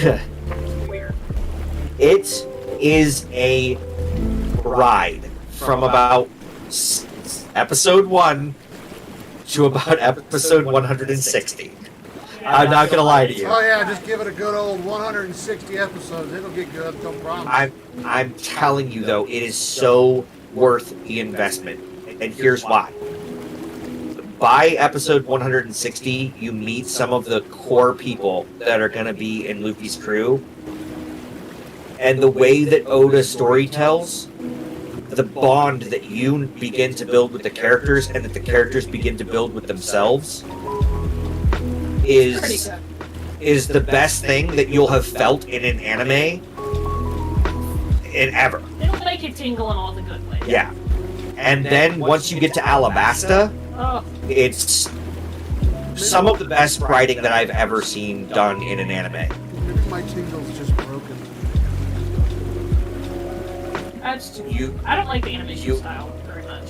The early animation style is a little bit, but I do like the bright, fun colors. I like that everything is bright and yet simultaneously like super nerd. I like that the color scheme, the colors are almost contrasts what is going on in the stories. Like, One of the Well, but- reasons I have with it it's is so I hate, dark and fucked It's- up, but I it's hate the so character design. bright and colorful. but see, that's the beauty of it. It Like, sets you so if you go into it with an open mind, like there's this one guy that you meet along the way in the Alabasta arc, and his name is Bon Clay. Oh, okay. And he is a absolute fucking weirdo, right? Like when you first meet him, he's dressed in like a ballerina outfit. He's kind of gangly and weird shaped. He's not a, like, right off the bat, aesthetically pleasing character. But it's not about him being aesthetically pleasing, because one of his powers is that he can change himself into anyone or anything. So he's Oda's first iteration, and you gotta remember this anime and this manga is from way back. This has been going for 1,000 episodes, so it started like in the 80s. Or like the early 90s. He's the first iteration of transitioning characters, because he can be either a man or a woman. And he's very fluid, and he's fun, he's airy. He doesn't write him as like a villain, although it does turn out, I'm not gonna spoil anything actually. There's a moment, there's a big aha moment between the characters, but before that, all the characters are getting along together, and there's such an open-minded air. It opens you to looking at someone and being like, maybe this character, rather than being the weirdo I thought they were, is gonna turn out to be someone that's actually kind of interesting and written well. And I mean, he invests you in his villains. So, One Piece manga, the first novel, light novel, whatever you want to call it, what came out July 22nd, 1997, and the anime started in 1990. Yeah. I mean, I honestly cannot gush enough about One Piece. And if you do let it get good, it will sweep you away. It will literally Quit your do... job for 8 months and just watch One Piece. After he's done. That's not what I've done. But I will have to say, like, the investment of time and everything, like, I wish that I'd have started seriously watching it way back when I remember it being on Toonami. Just before, I think it was just before DBZ or just after DBZ. And I remember I never watched anything but DBZ. And at the time I was obsessed. I wanted to know what was going to happen next, and my simple brain took just, the little crumbs that were left and kind of connected the dots in a way that, to me, made more sense than the way that Akira Toriyama wrote it, and kind of did a self-insert. And I remember DBZ being way better than it actually is. I'll just say that. It's called Yes. nostalgia, it doesn't take. Yeah. But it's because at the time I was making it up for myself. And now when I go back and I actually watch it and have a more analytical mind rather than an imaginative one, it'll immediately go to, why did I like this dog shit? Okay, so hot take, that's how I feel about Harry Potter. Not gonna lie. No, I still love it. I threw myself into Harry Potter when I was a kid. Yeah, me But too. going back to it now, I just don't have... I'm not a Harry Potter adult like some of our friends are, that are just like so super obsessed and know like all of everything. I read all of those books multiple times when I was younger. Yeah. But now when I go back to it, I'm like, okay. It's cool. It was fun. I enjoyed it when I was a kid. But I would also lay awake at night and put myself into the stories. Okay. But now I'm like, God, I remember the story being better than this, and then being like, wait, those were the stories that I made up about it. That's the feeling that I get when I go back and I play a game like Mega Man X. Yeah. I loved that game, and at the time I had such a big fantasy about it. Yeah. But it was because I was using my imagination and self-inserting. I was pretending. I was running around, sticking my arm out, going pew pew pew pew, pretending to be fucking Mega Man. I self-inserted into that universe. I'm also autistic. I have a hot take for you guys. Super into something for like a really long time, and then I just cut it away. Yeah, but then you go back and you actually look at it with an analytical rather than an imaginative mind, and you're like, why did I like this? Yeah. Most of what is here is... I got a hot take for you. Maybe things haven't changed. Just you guys have, and the way you look at things. Like, yeah. Maybe be more imaginative. Stop being such a fucking nitpicky adult, and maybe you'll like things in life. I like things in life. No, there's certain things that even when I was imaginative, I would not touch. Well, that's. I'm not saying obviously there's just bad things, right? But what I'm saying is like, as we've gotten older, we become jaded, and now we just don't look at things the same way. I just don't have to live in a fantasy world anymore. Like, I have a life where I can live in the real world. I'm not in a position where I'm unsafe all the time, so I can, That's fair. I don't have to live in a fantasy world. I get that. I think I've always just rather lived in a fantasy. Yeah. Same here. I would just rather be there. And I was never, like, unsafe. Like, I say that, but I was never, like, horribly abused or anything. I just, like, I never felt accepted anywhere, but I felt accepted in my imaginative Hogwarts that I felt inside my head. Sure. I mean, if a character like Luna could be accepted. Yeah, exactly. If Luna could be accepted, then shit, I could be accepted. And Luna's, like, and I could fake by all Draco standards. Malfoy, because he was my favorite character. Even before the movie He's died, the eternal bad boy. Eternal bad boy. Eternal bad boy. I was so disappointed in him when he just stayed bad. Were you? Or like So that? disappointed. That didn't make you go, oh, but I could fix No, you. I was like, I he could do could have it. chosen better. I still think that he and Hermione should have ended up together, not her and Ron, because that's weird. I don't have a fucking fight. And Harry and Ginny, that like, fucking horse race. I have nothing that I could connect to that because I wouldn't care. That wouldn't like the more integral parts of the story for me were like Harry's relationship with Umbridge during the fifth book, where that seething hatred that he had for that was one of the turning points, I think, where Harry started to go from like this, oh look, there's magic, to and this asshole wizards apparently, and everyone was like, wow, that's pretty fucking dark, and there's a lot of that series that like really started to broaden my adult like horizons into like what I would like later, like horror books and thriller books. I love James Patterson books. He was very selfish child. Yeah, but again, this is all true. But I do, enjoy living in the more fantastical version of the world than a realistic version. My favorite show growing up was Tales from the Crypt.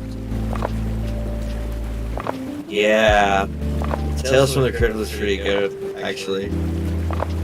That was a... Not appropriate for a 5-year-old to be watching, but I loved it. Well, and yeah, kind of to your point, Art, there's sort of like healthy obsessions and unhealthy obsessions, and I think like a healthy one can become unhealthy. Oh yeah, definitely. But it depends on like math. what's like math, because then like It's like right now, you know, I'm on Adderall, which is essentially meth light. But my obsession with being on Adderall and being a functioning human being could very, very easily change. well, I mean, when you need to concentrate and have laser focus, you know, like it's important that you have that tool. Right, not Because I've seen you with the fact that I'm God and I don't need sleep.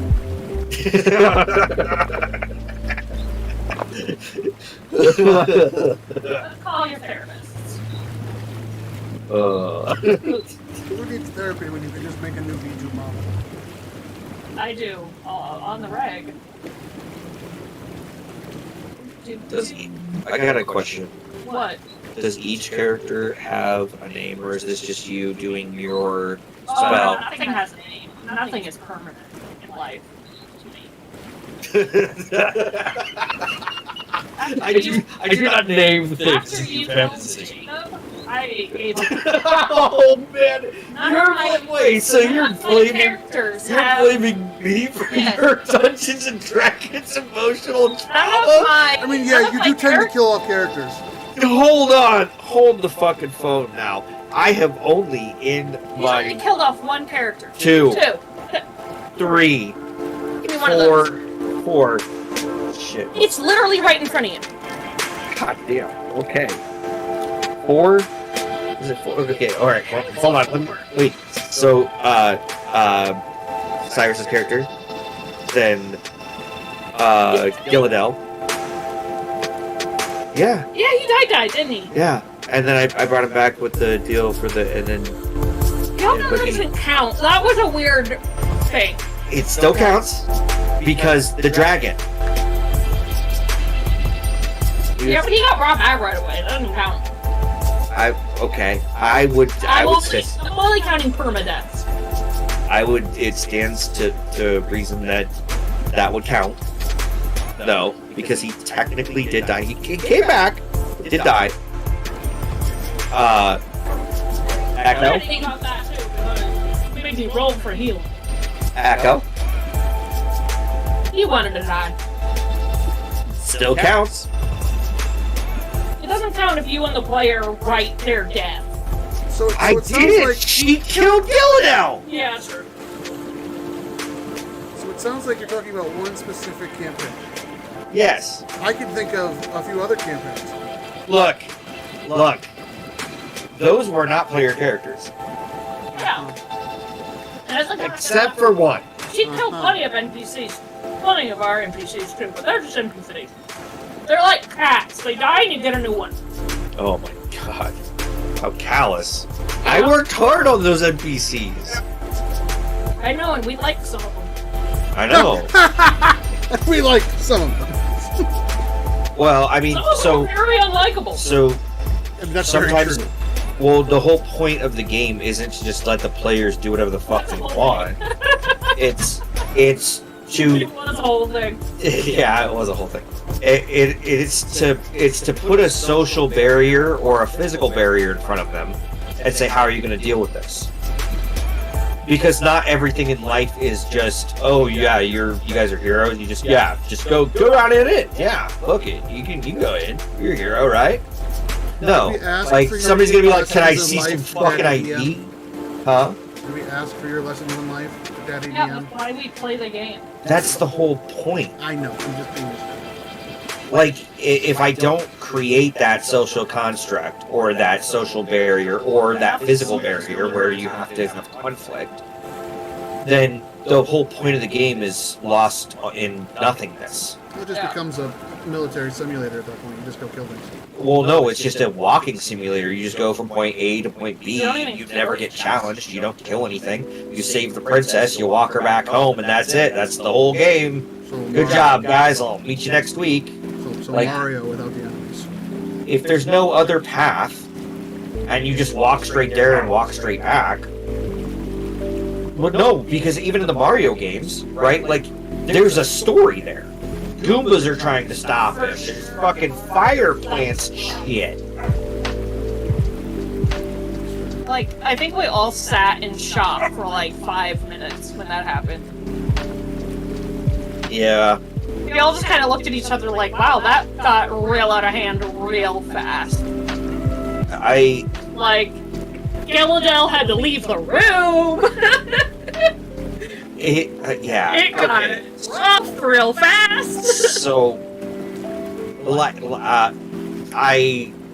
when I was running that encounter and that It happened, spiraled. I It was honestly, nobody's as a dungeon master, have never had a situation go from like, this might be possible PvP, it might be a problem.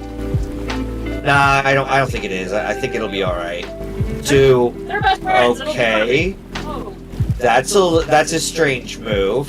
To oh fuck, this is about to go the way I think it is, isn't it? And then me fucking scrambling to try to figure out a way to kind of undo what had just been done, because I thought at first maybe he was just going to take the book. I really did. Yeah.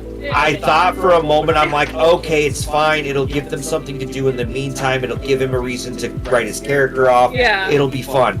And then he drew the sword, and I was like, oh, fuck, man, don't please. From that, I guess I cut his head off. And we were like, oh shit. Yeah. I was like, oh, fuck. And of course he rolled low. I didn't know what to do. So he was like, I guess I hit him again. He really leaned into it. Yeah. I mean, it was It hurt him fucking... in the end. The whole scene was fucking gruesome. I had the belief at first that it wasn't gonna play out that way. Stupidly. I almost divorced you because you made me roll to heal him, and I failed all 3 of my rolls. Hashtag was dumbest like- rule ever. I was like, I'm gonna flip the table. I think I I'm love sorry. him. I'm sorry. I normally like It your was- additions to the game, but that one's dumb. It was, You took it it out was, immediately. I did. I took it out. Because it wasn't a fun one. I thought with the way that I could, like a way that I could engage the more healing characters was with a mechanic that I created. It was a bad one, and as soon as it became a problem, I took it out. Unfortunately, it had become a problem before I had taken it out, and so, like, it messed with the gameplay and some of the stuff that should have happened that didn't happen because of my mechanic. And I have apologized for it. Fuck. I'm sorry. Like, that is a 100% me thing. I fucked that up. But I fucked up a lot of things that were in that situation, but the thing that I learned most out of it was that in a situation where I don't know what to do, just go default to rules. Like, as loosey-goosey as I like to play it most of the time, and just kind of like, yeah, I'll let that fucking happen, why not? You know, like, because it's badass when you fucking, you know, do a triple backflip off of a fucking chandelier and stab a troll in it. You know, like, fuck rolling for it, you just do it. You're a dexterity character, I don't need to know that you roll high. You probably got a modifier that, like, lets you base at 10 and get 18 anyway, so you just as well fucking do it. You know, like, why would I make you roll for that shit? It's gonna make you look cooler. So, like, I usually go with rule of cool, but in a situation like that, I was, like, trying to be cool, and then things got very uncool very quickly, and I didn't know how to uncool them. Yeah. And I have no chill. Once I'm wrong, done wrong. Get so. Yeah. It was just a series of and I was like, fuck. And I was trying to move the leverage to the right place, and I got the reactor mostly cooled down. It wasn't a full meltdown. It was just oh yeah. Well, that was a fun moment. Call lightning. Yeah, he wanted the level 4 call lightning spell. I'm like, yeah, sure. Like, cast lightning bolt at this lightning bolt to try and learn it. I'm like, fuck it, go for it. I'm like, it's gonna have to. It's a high fucking DC. He almost died. He almost died doing it too. Yeah, that was fucking good That times. was when we were all crammed into our tiny little. Oh shit. Back in the olden days. The olden days. Back in them days. back in them old pappy days. Yep. Oh man. Yeah. I came up with some fucking banger NPCs. Oh my god, there were some that you guys absolutely loved. There were some that you completely fucking ignored. That I worked really hard on and was heartbroken when you guys were just like, yeah, okay, you're a person who does the thing. Alright, cool. Yeah, we did end up building into quite the chaotic family. Yeah. Yeah, that's for sure. That's for sure. It was like fucking herding kittens. Yep. And you guys, it was the funniest thing. You always defaulted to the most morally defunct people to make your fucking decisions for you. It was hilarious. You would come to an indecision, and then you would look back at Mazizi and Gilladel, who are already scheming how they're gonna summon a fucking demon. Summoning a demon. And they're like, no, we got this. Don't worry. We're gonna. We're busy. Did you see the adults are talking? Yeah, and that was a lot of what it was. Oh, Giuseppe. Oh, the cart guy. Yeah, I fucking loved that character. It was only supposed to be a one banger, but we kept him around. I used him as an He shows up NPC in for all of our several different one shots and shit. Like, oh man. wedding one shot with a Giuseppe. Yep. I made that one up on the spot. Yep. Literally no prep. Yeah, because my brother was gonna DM, but then he got nervous and couldn't do it. I was like, alright. Don't worry, I got this. And good old Giuseppe saved the day. Barrels full of crab apples that we were all super sus of. Yep. Yeah. And I actually, like, funnily enough, I built that character with my brother, and he accidentally helped me do it. He was talking about, I can't even remember what it was that he had suggested, but it was something that made me laugh, I'm sure. It was like a gnome that was a sorcerer, but then got hit in the head by like a rock, like an eldritch rock, and then made a pact with a dark god to become a warlock, and and I was like, dude, that's actually like kind of a fucking dope idea. And so I had this idea for this character that was just absolutely out there, just ape shit. And it was this little old guy, mustache, the kind of like prospector look. And he was sitting out in this desert, in the middle of the fucking desert, in a cart with no wheels that's hooked to no horses. And he's just sitting there. And he's got big ass barrels in the back of this cart. And my brother's idea was to like have this guy, like, because he had basically like brain damage, he was like a cart guy for a company where he drove around crab apples. And I was like, that's a good tie-in. So I'll just have like a bunch of barrels of fucking crab apples in the back. And so they sneak up to the guy, and doesn't notice him, or at least they don't think he notices him. He actually has a fucking super high perception, so they don't even know. But he's just sitting there. They sneak up, they open the barrels, they look inside, they see crab apples. There's tons of crab apples. They sneak up to the back of the cart, they just see the little old man sitting there. And then they come around and they start talking to him, and he's just, well, there, I'm Giuseppe. And just, they immediately started fucking, like, just laugh. And, We went to the swamp. yeah. And then I made him a reoccurring character, because I was like, okay, so there's two... Help us get somewhere. He's like, oh yeah, I know where that is. We help him get out of the mud. We get him unstuck, and he just flies away. We're like, wait, you were gonna take us. Yeah, and he just flies into the fucking sky. But his cart, that was another thing. His cart, he's like, I can take you wherever you want to go. And they were like, well, we were headed to this, X or Y, wherever the fuck it was I had them going to get whatever MacGuffin I gave to them. I can't remember exactly what, because I'm gonna be real with you guys.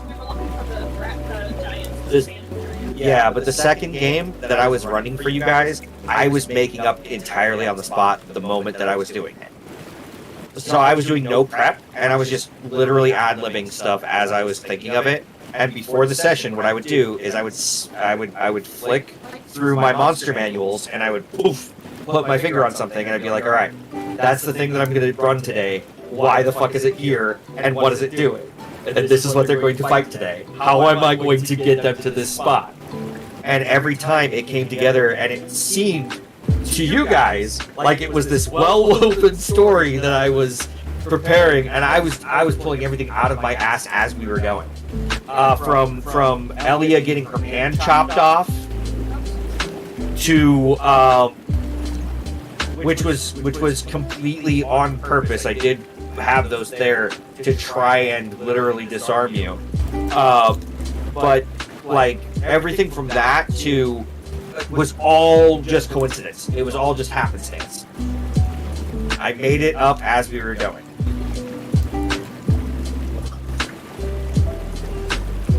Yeah. Well, it was easy.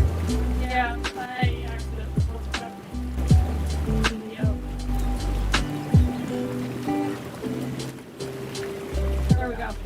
Yeah, Elliot hated flying. Yeah, that was great. Oh man. They all got on the cart and it shot up with Eldritch Magic. How do I make mine a different color? I don't like white. If you click the little sword down there. Oh, you're actually gonna have to go to your settings. I think.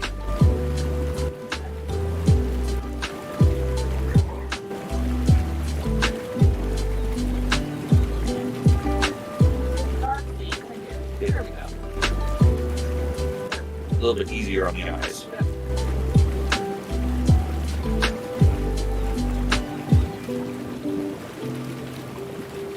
Oh, I mean, there's not. So the way that you guys wrote that story with me, both the one that I actually like planned out and kind of, had a good idea where I wanted it to end, and the one that I was just making up at the time. The way you guys wrote those stories with me, I could not have asked for a better group. Yeah, we were pretty awesome. Yeah. You guys loved, you lost, you had fun, you laughed, you cried. Like it made me feel like I did something right. Yeah.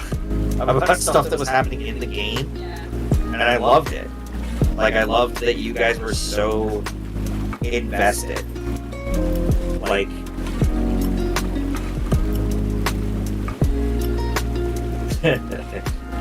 yeah.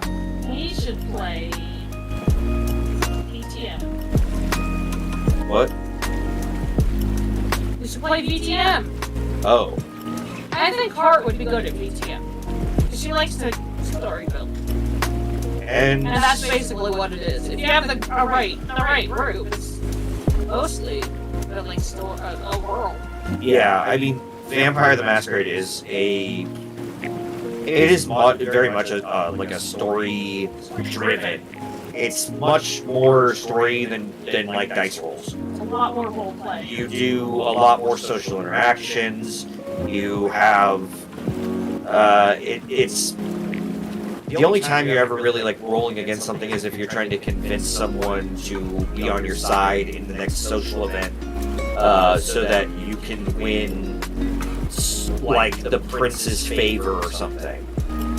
Like that's the only time you're ever really rolling. There's hardly, I don't want to say there's hardly any combat because a lot of times It devolves into combat. yeah, because like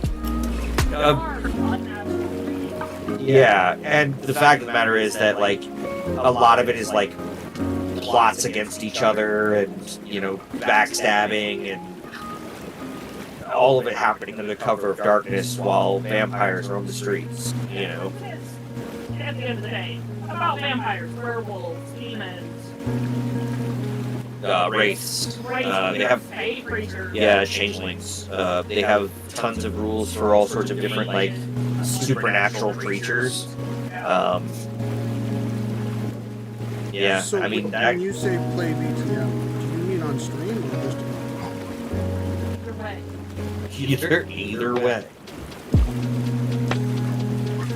I fuck around with the TPRPG on stream, I do. Fuck yeah. Obviously not every day. That'd be too Well, much. no, that'd be insane, but it'd be a once a week. I could do it. What?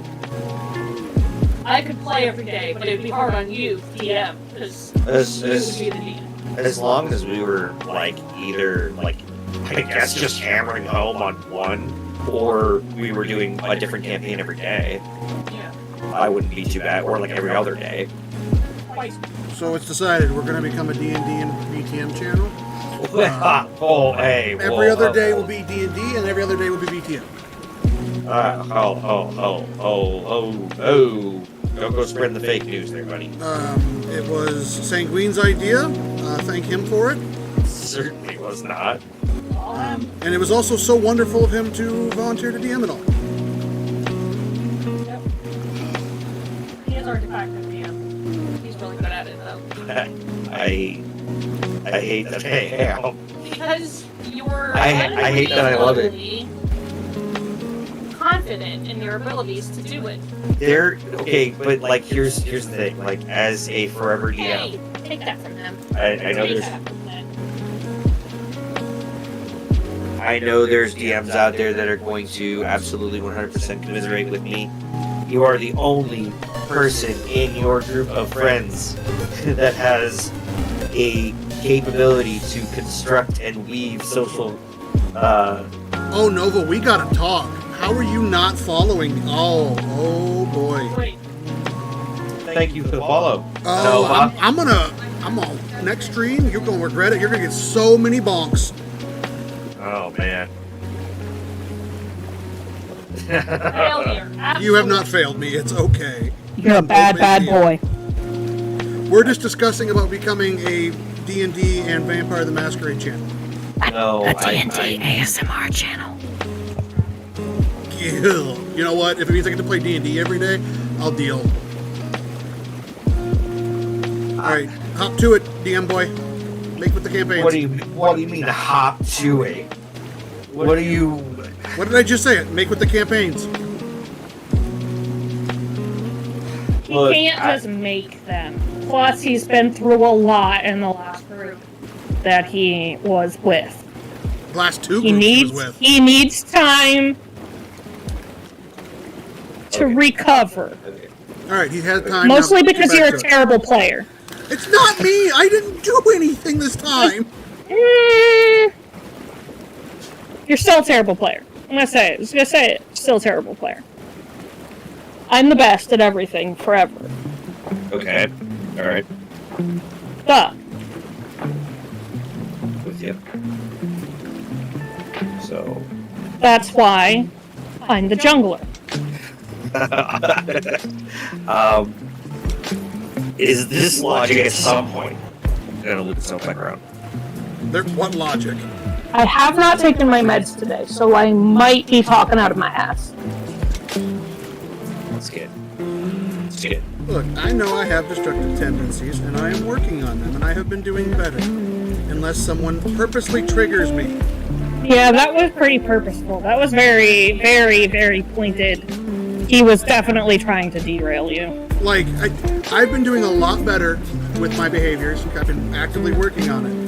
But it is completely different when someone is actively trying to trigger me. Yeah. I cannot be held responsible for when I finally go, you know what, if you're going to think I'm going to do it, fuck it, I'm just going to do it.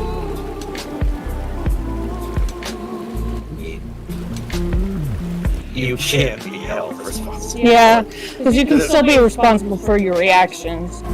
And That's not the point. I cannot be.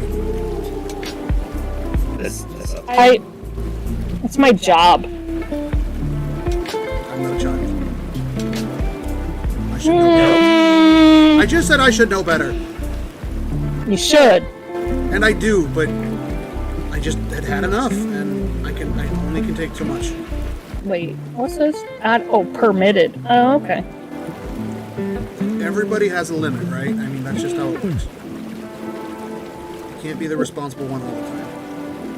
Yeah, it's just that you wade in the shallow end of the pool with your limits. Yeah, I don't have very high limits. That one shot was fun, by the way. That one shot was great. fun. It was a blast. I The little potions with the gold dust, on point. very good. I One wish of I'd gotten my- one with the boba in it, because I've never had boba, and I want to know what the mouthfeel of those are, but A lot of people say good. yeah. Well, a lot of people also say stuff like, bananas are good, but I can't stand to have a banana in my mouth either. So, as a little bit of constructive criticism, I feel like your struggle is with the smaller bits of travel. And don't get me wrong, this is where a lot of new DMs get kind of caught up. If you have an encounter, what? Oh yeah, it's different for everybody. If I was to go out and log back in, it would be different again. But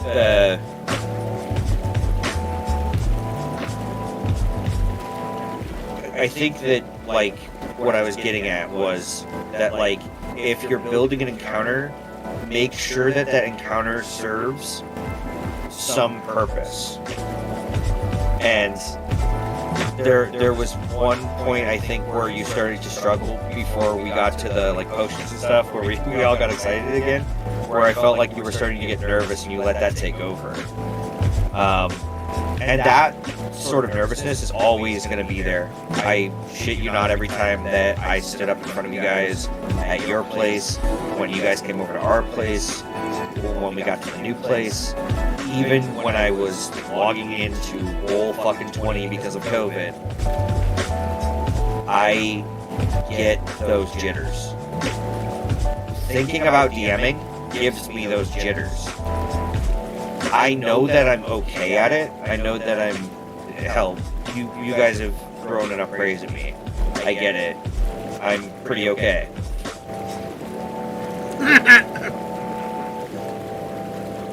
But it still makes me nervous. Because what if I throw a hook out there that doesn't get taken? What if I think someone's interested in something that maybe they're not? There's always these little pitfalls that I think to myself, oh shit, did I think up enough? Do I have too little? Do I have too much? I go through that every single time, and I get nervous because I'm like, okay, hopefully you remember what fucking voice you gave that guy last week, because Jesus Christ, you do 50 fucking voices for every goddamn NPC, and it's always a slight variation of this one.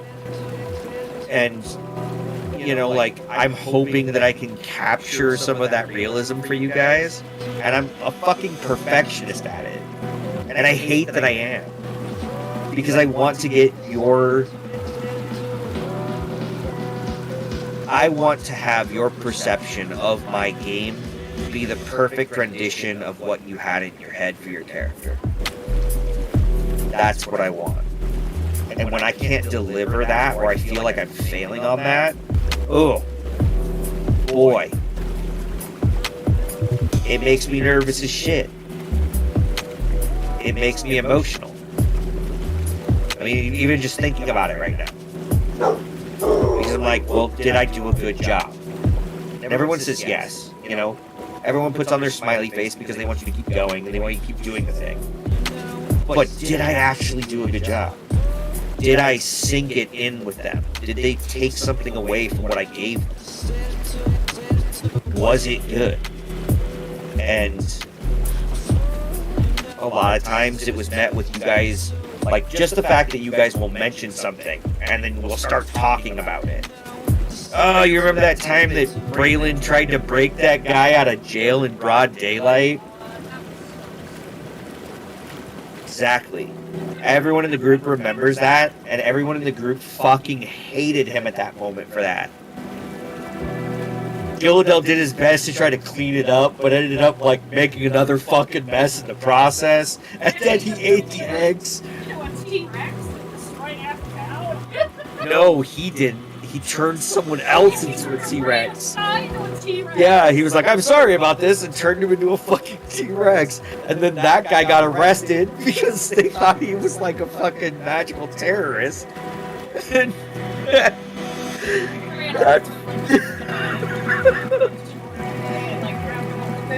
and then just dimension doored myself and left him there in the middle of town. Oh, fuck.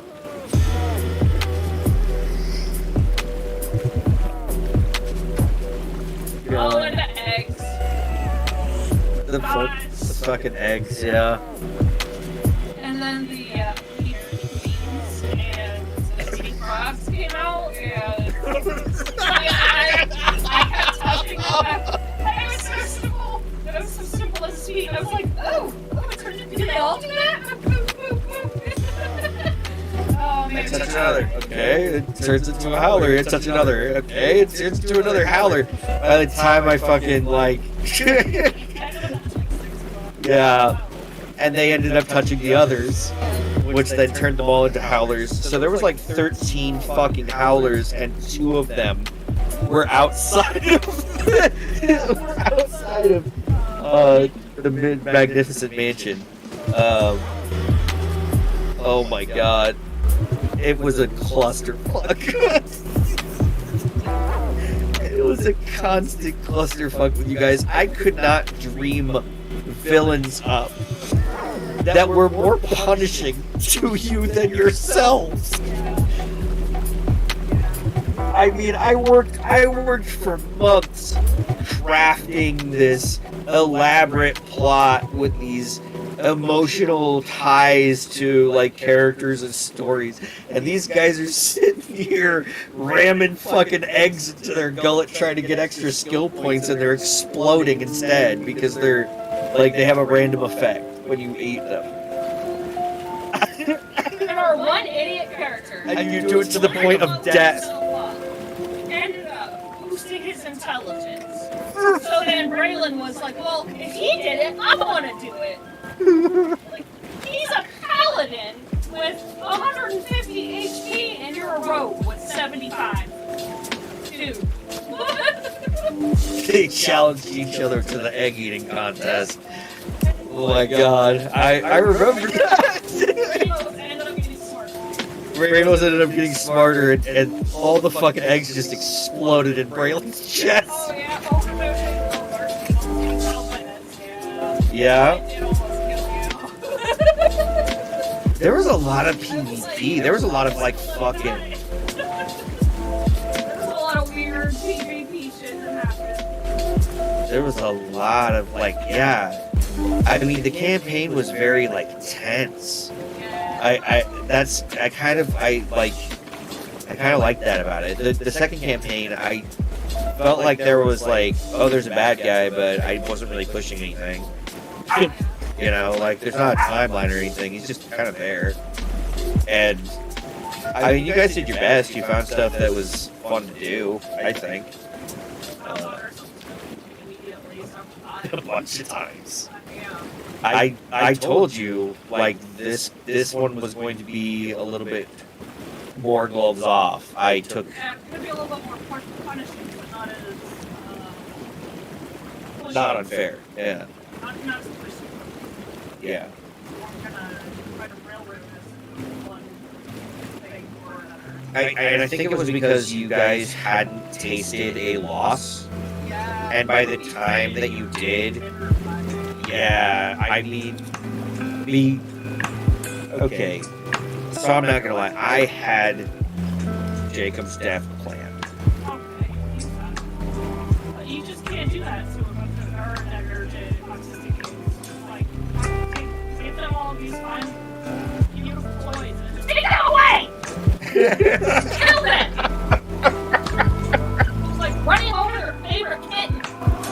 That's not what I was trying to do, but I honestly, like, there were several points where I had different characters that you guys had on the peripheral, that you were talking to and that you were going to and that you were confiding in, that I had as that character to take away from you.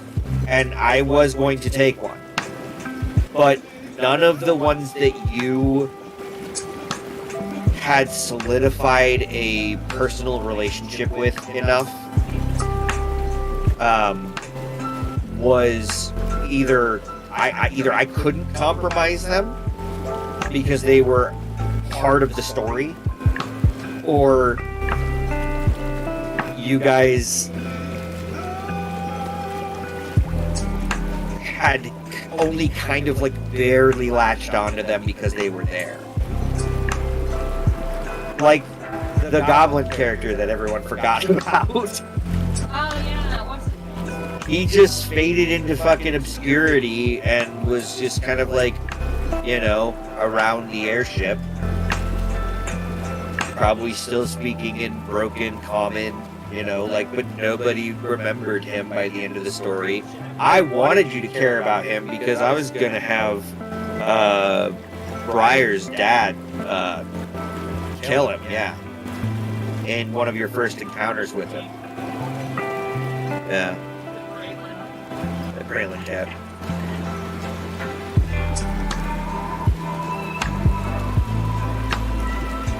Yeah.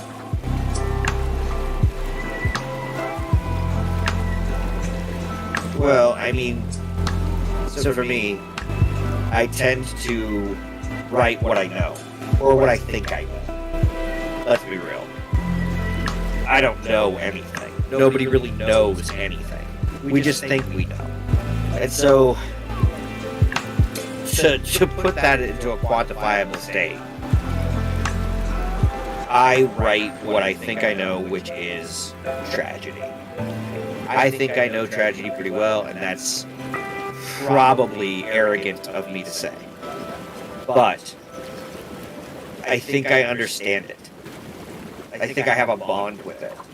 And so the best writing I've ever done has been in the worst parts of my life. Because that's when I'm the closest to that font of inspiration. That tragedy. That's when I feel like I'm the closest to what, like the apex of who I am. There's some people that do it with joy. There's some people that do it with sadness, with hatred, with anger, with... Sometimes there's like a void of emotion. And that's the stories that no one can really connect to. But for me, I believe it's tragedy. So a lot of the stuff that I center my writing around is going to be something that is beautiful but tragic. And so Jacob's death, in my opinion, was beautiful, but absolutely a fucking tragedy. And he was the only character that fit the bill that I could let go. I know I suck and I should never be put in charge of anything. because I'm emotionally manipulative, so that it's tragic. What? But yeah, I had that emotion bomb set for you guys. I wish that I could have pulled the trigger earlier with one of the characters that you had actually latched onto, but you didn't. Like, at no point did you really slow down to like establish a bond with anybody. It was always go here, hit this guy, kill this guy, get that guy, hit the guy, hit the guy, and you guys did never really stop to ask questions or really why. So I let you play that way for a while because I knew some of you were new, and that was gonna be the formula for the first bit, because you had to learn to ask questions. Everybody has to learn in D&D, hey, is it okay if I do this? And get that first DM smile and go, absolutely, you can certainly try. You know, like there's no problem with trying. Go for it. And once you have a player do that and realize that they're not boxed in, and they make that notion, that's when they start getting inventive. That's when you guys came up with the idea for Raiju, which was a 10th level enlarge spell that you guys cast, risking the lives of a many a Kofifi, and a few of your dearest allied friends and mages at that time. I think Belithak even lended his power at one point to you guys. You guys did a lot, and I feel like I threw that tragedy in there at the most convenient moment to make it sting and to make you guys feel like, oh shit, we can lose. And then you did. You failed, and it was a glorious failure. It was beautiful. But it was, you know, like, you guys were fucking devastated. Because Jacob died, the fucking island stood up and became a giant golem. You guys were flying away just barely, wounded, near death, most of you. And just looking back going, what the fuck are we gonna do? Like, I remember the shock at the end of that session. I remember the shockwave. There was this mourning that I could already see coming across your faces. And there was a glimmer of hope when Oriana said, I can save him. And I was like, no, you can't. I knew right then and there in my head, no, you can't. Because, like he had told you in his backstory, his soul belongs to a Rakshasa. So when he died, his soul was no longer his to possess, so you could not bring him back, and I knew that. I knew that going into that sequence, and I was heartbroken to have to tell you guys, but that fucking wave of just like, oh shit, we actually lost something, was like, it ricocheted you guys into a new pattern. You immediately started playing things a lot differently.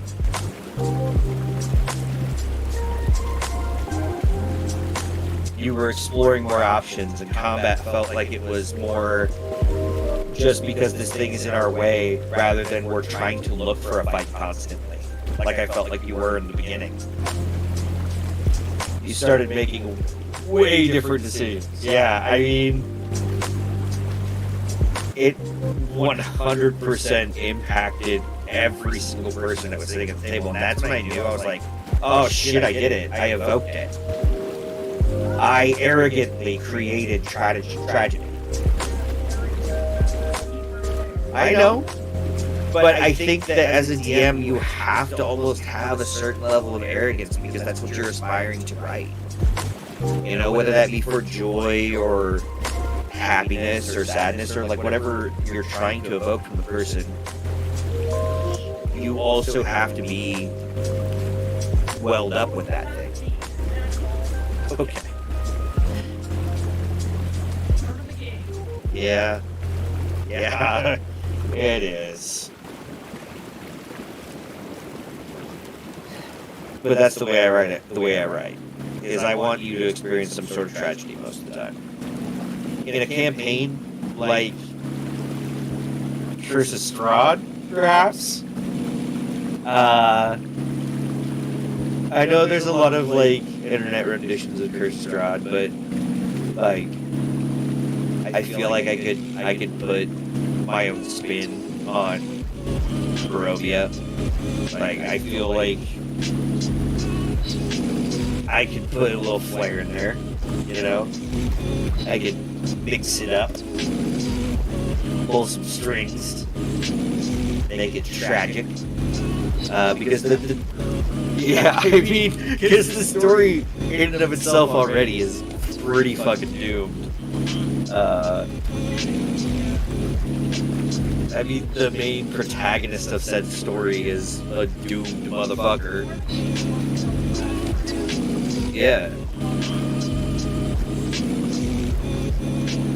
But you realize the monster that's lurking, like, yeah.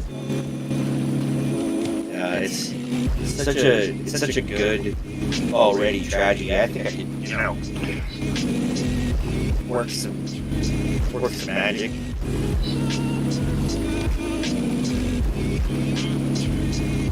I would love to try. I think I have that one. Ooh. There's also Ghost of Saltmarsh. There's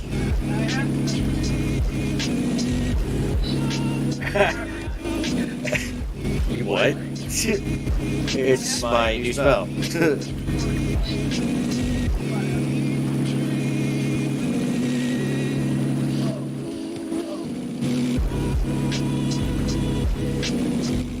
Yeah. That was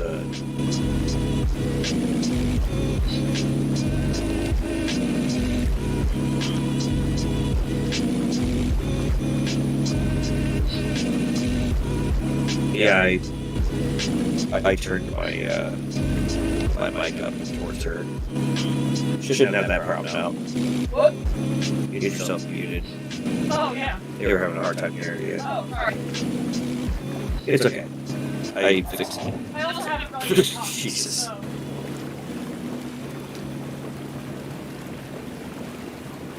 Yeah, I think that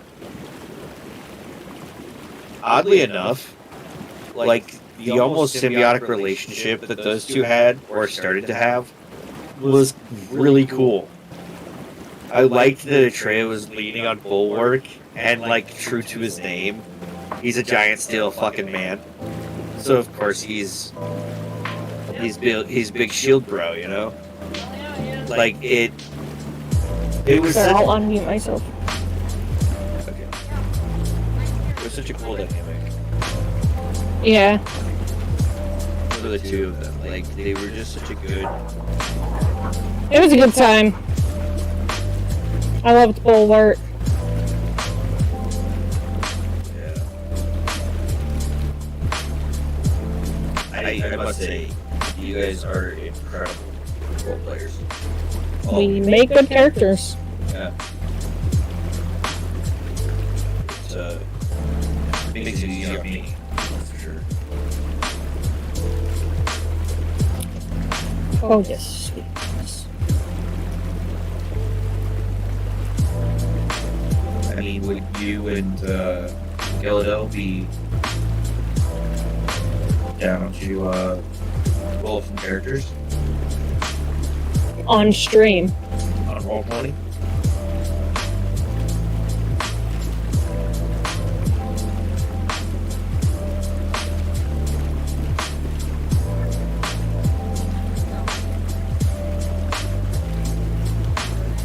What do you got it set to?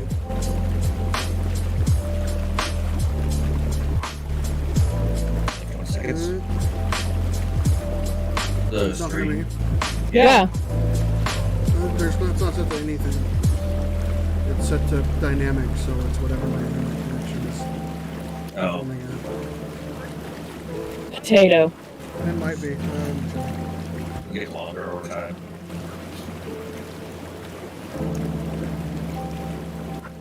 Yeah, say something. Something. Okay.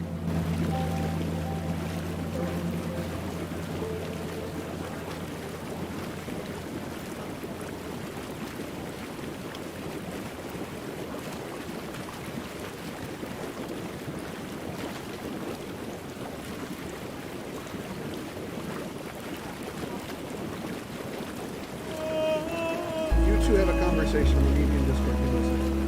Okay. So this one time I'm really bad at this. What should we talk about? I thought you were gonna start like a yes and there. I don't know how to do that.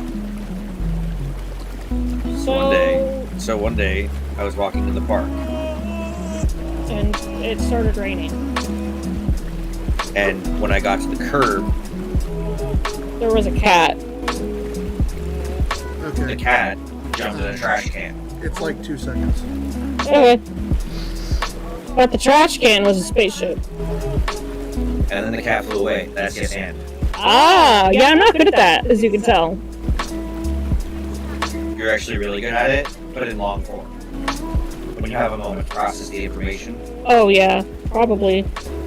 Because like when we roleplay, that's what you do. Oh yeah, probably. And you're really good at that. Maybe. No, super good.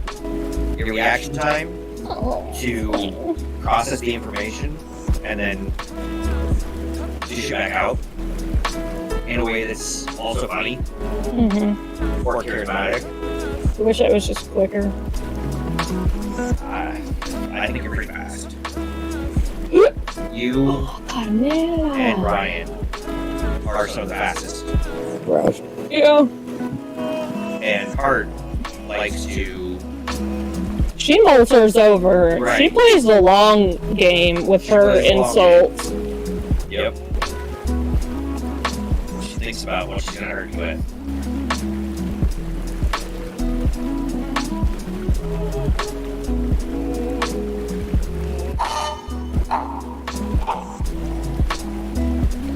So you attempting to start a D&D night on our channel? You can. Vanilla. What? It's vanilla. I don't know if Art heard you.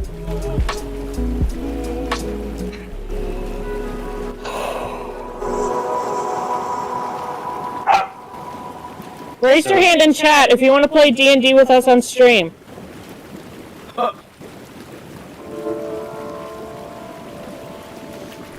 And maybe vampire.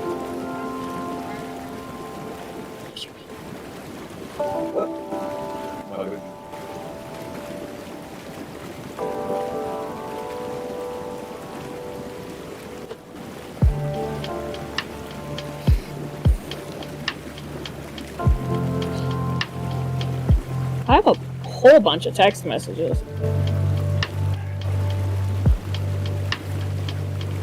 Possibly, maybe. Possibly. Possibly, maybe.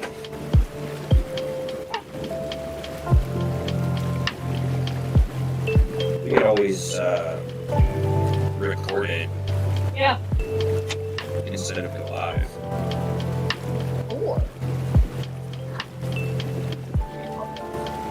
If you're worried about, you know. Stop it. Don't you start. Love you. Don't start.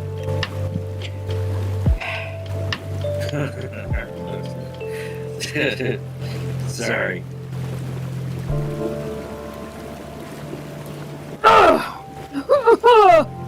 What days would you want to switch out for those things? I don't know. Probably, Go back to Wednesdays. No, I don't like Wednesdays. Friday. Friday? Or Saturdays. I don't know. We'll have to figure it out. Whatever works for everybody else. Oh. Friday works best for me because when I go back to work, I'm gonna be, you know, at work.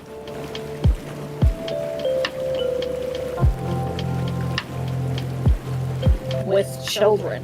We can always do like Friday and Saturday tabletop, and then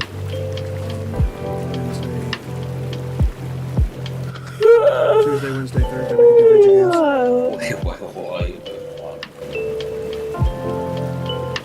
What would you want? 1 day a week. Tabletop. How about we think about doing one? Yeah, and think about it for a No, few right. weeks. That's what I'm saying. Is like we could just do like either one of those days and then play video games up to it.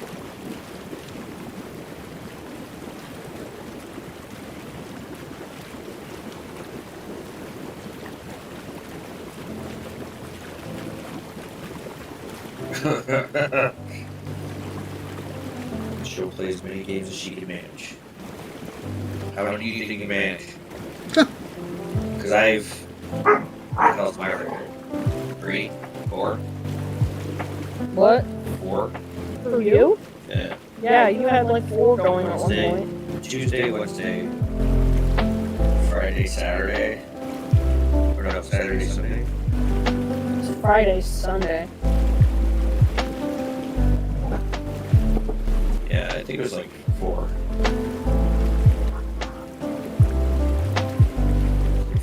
4 or 5 days a week.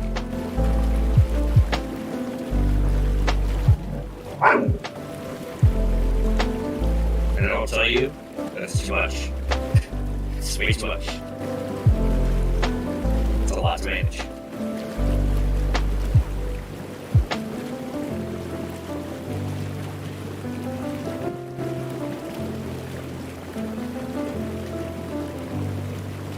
Well.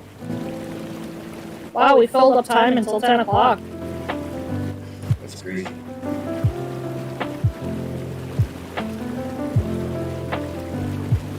Yes, we did. You want to call it there then? He's falling asleep over there. Yes, I am. And he's the one that runs the stream, so we can't have him falling asleep, or we'll go all night. Nobody wants that. Nobody wants that. Who are we rating? I don't know yet.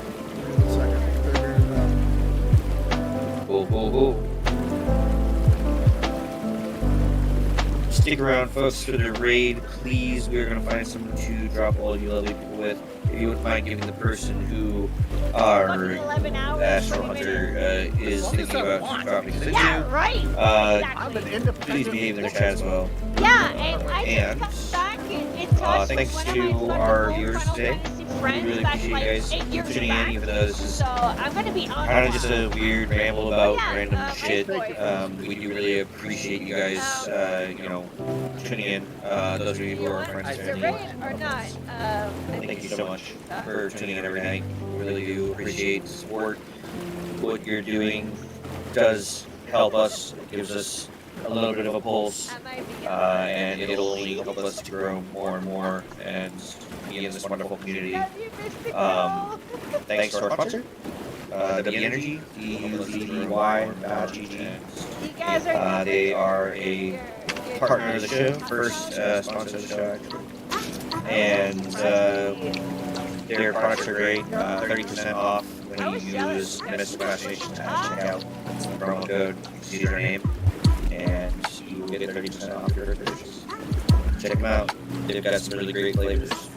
And then, thanks to Azizi herself for being such a wonderful artist and really digging into V2 and getting all these cool models and like learning how to style hair and all that crazy stuff. It's been really great for her to get her artistic guidance. Right there. We lost an Apple Pencil.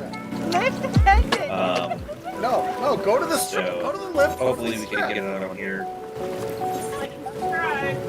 like and subscribe. So we're gonna go ahead and raid Hazy. She's been on for 11 hours and still going, playing Final Fantasy 14. So. All right, let's go to Hazy. Hazy's a good friend of ours. She's been with us since the beginning.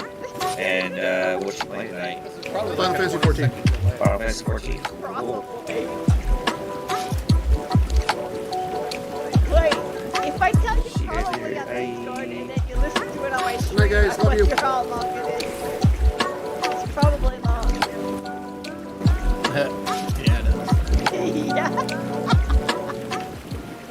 Did you get that Aether that portal? Oh, I didn't get the first one, but I'm gonna get the second one. Hello, motherfucker. Oh. Remember when we were here last time and I said you should probably just get them both while we're here? Yeah, dude. Mystical with the right feed. Mystical! Thank you so much for the raid, Mystical. I love you guys. You guys are What a awesome. lad. And Ice Boy's redeeming AOL Instant Messenger. Thank you for the follow. She's a little bit drunk right that now. I'm streaming at the same time, so I don't get to fucking interact with you as much as I would want to. This One sucks. of the Sucks so much. one of our viewers, Alright, where do you want us Chase to the go Killer, next? was spam redeeming hydrates. So she But you ended up can't do getting that on beers stream, and that's water. against Twitch terms So of she's at- service. By now, I don't know, but when I left, she was on her fourth one. So she's drunk. How She's you very doing, drunk. guys? Did you have a nice chat? Did people tune in because they wanted to see, bikini hot tub? I did. I mean, I stayed for that. Bikini shark, baby. Yes, we did. Miss Easy, thank you for the follow. Drink with Mystical. I mean, I tuned in for Mystical, then I saw Sigmund, I was like, damn boy. Turned into a chick, I am in. He had two chicks with like freaking bikini style, and then he had a shark. I mean, I was in for it. I tuned in, I was in, let's go.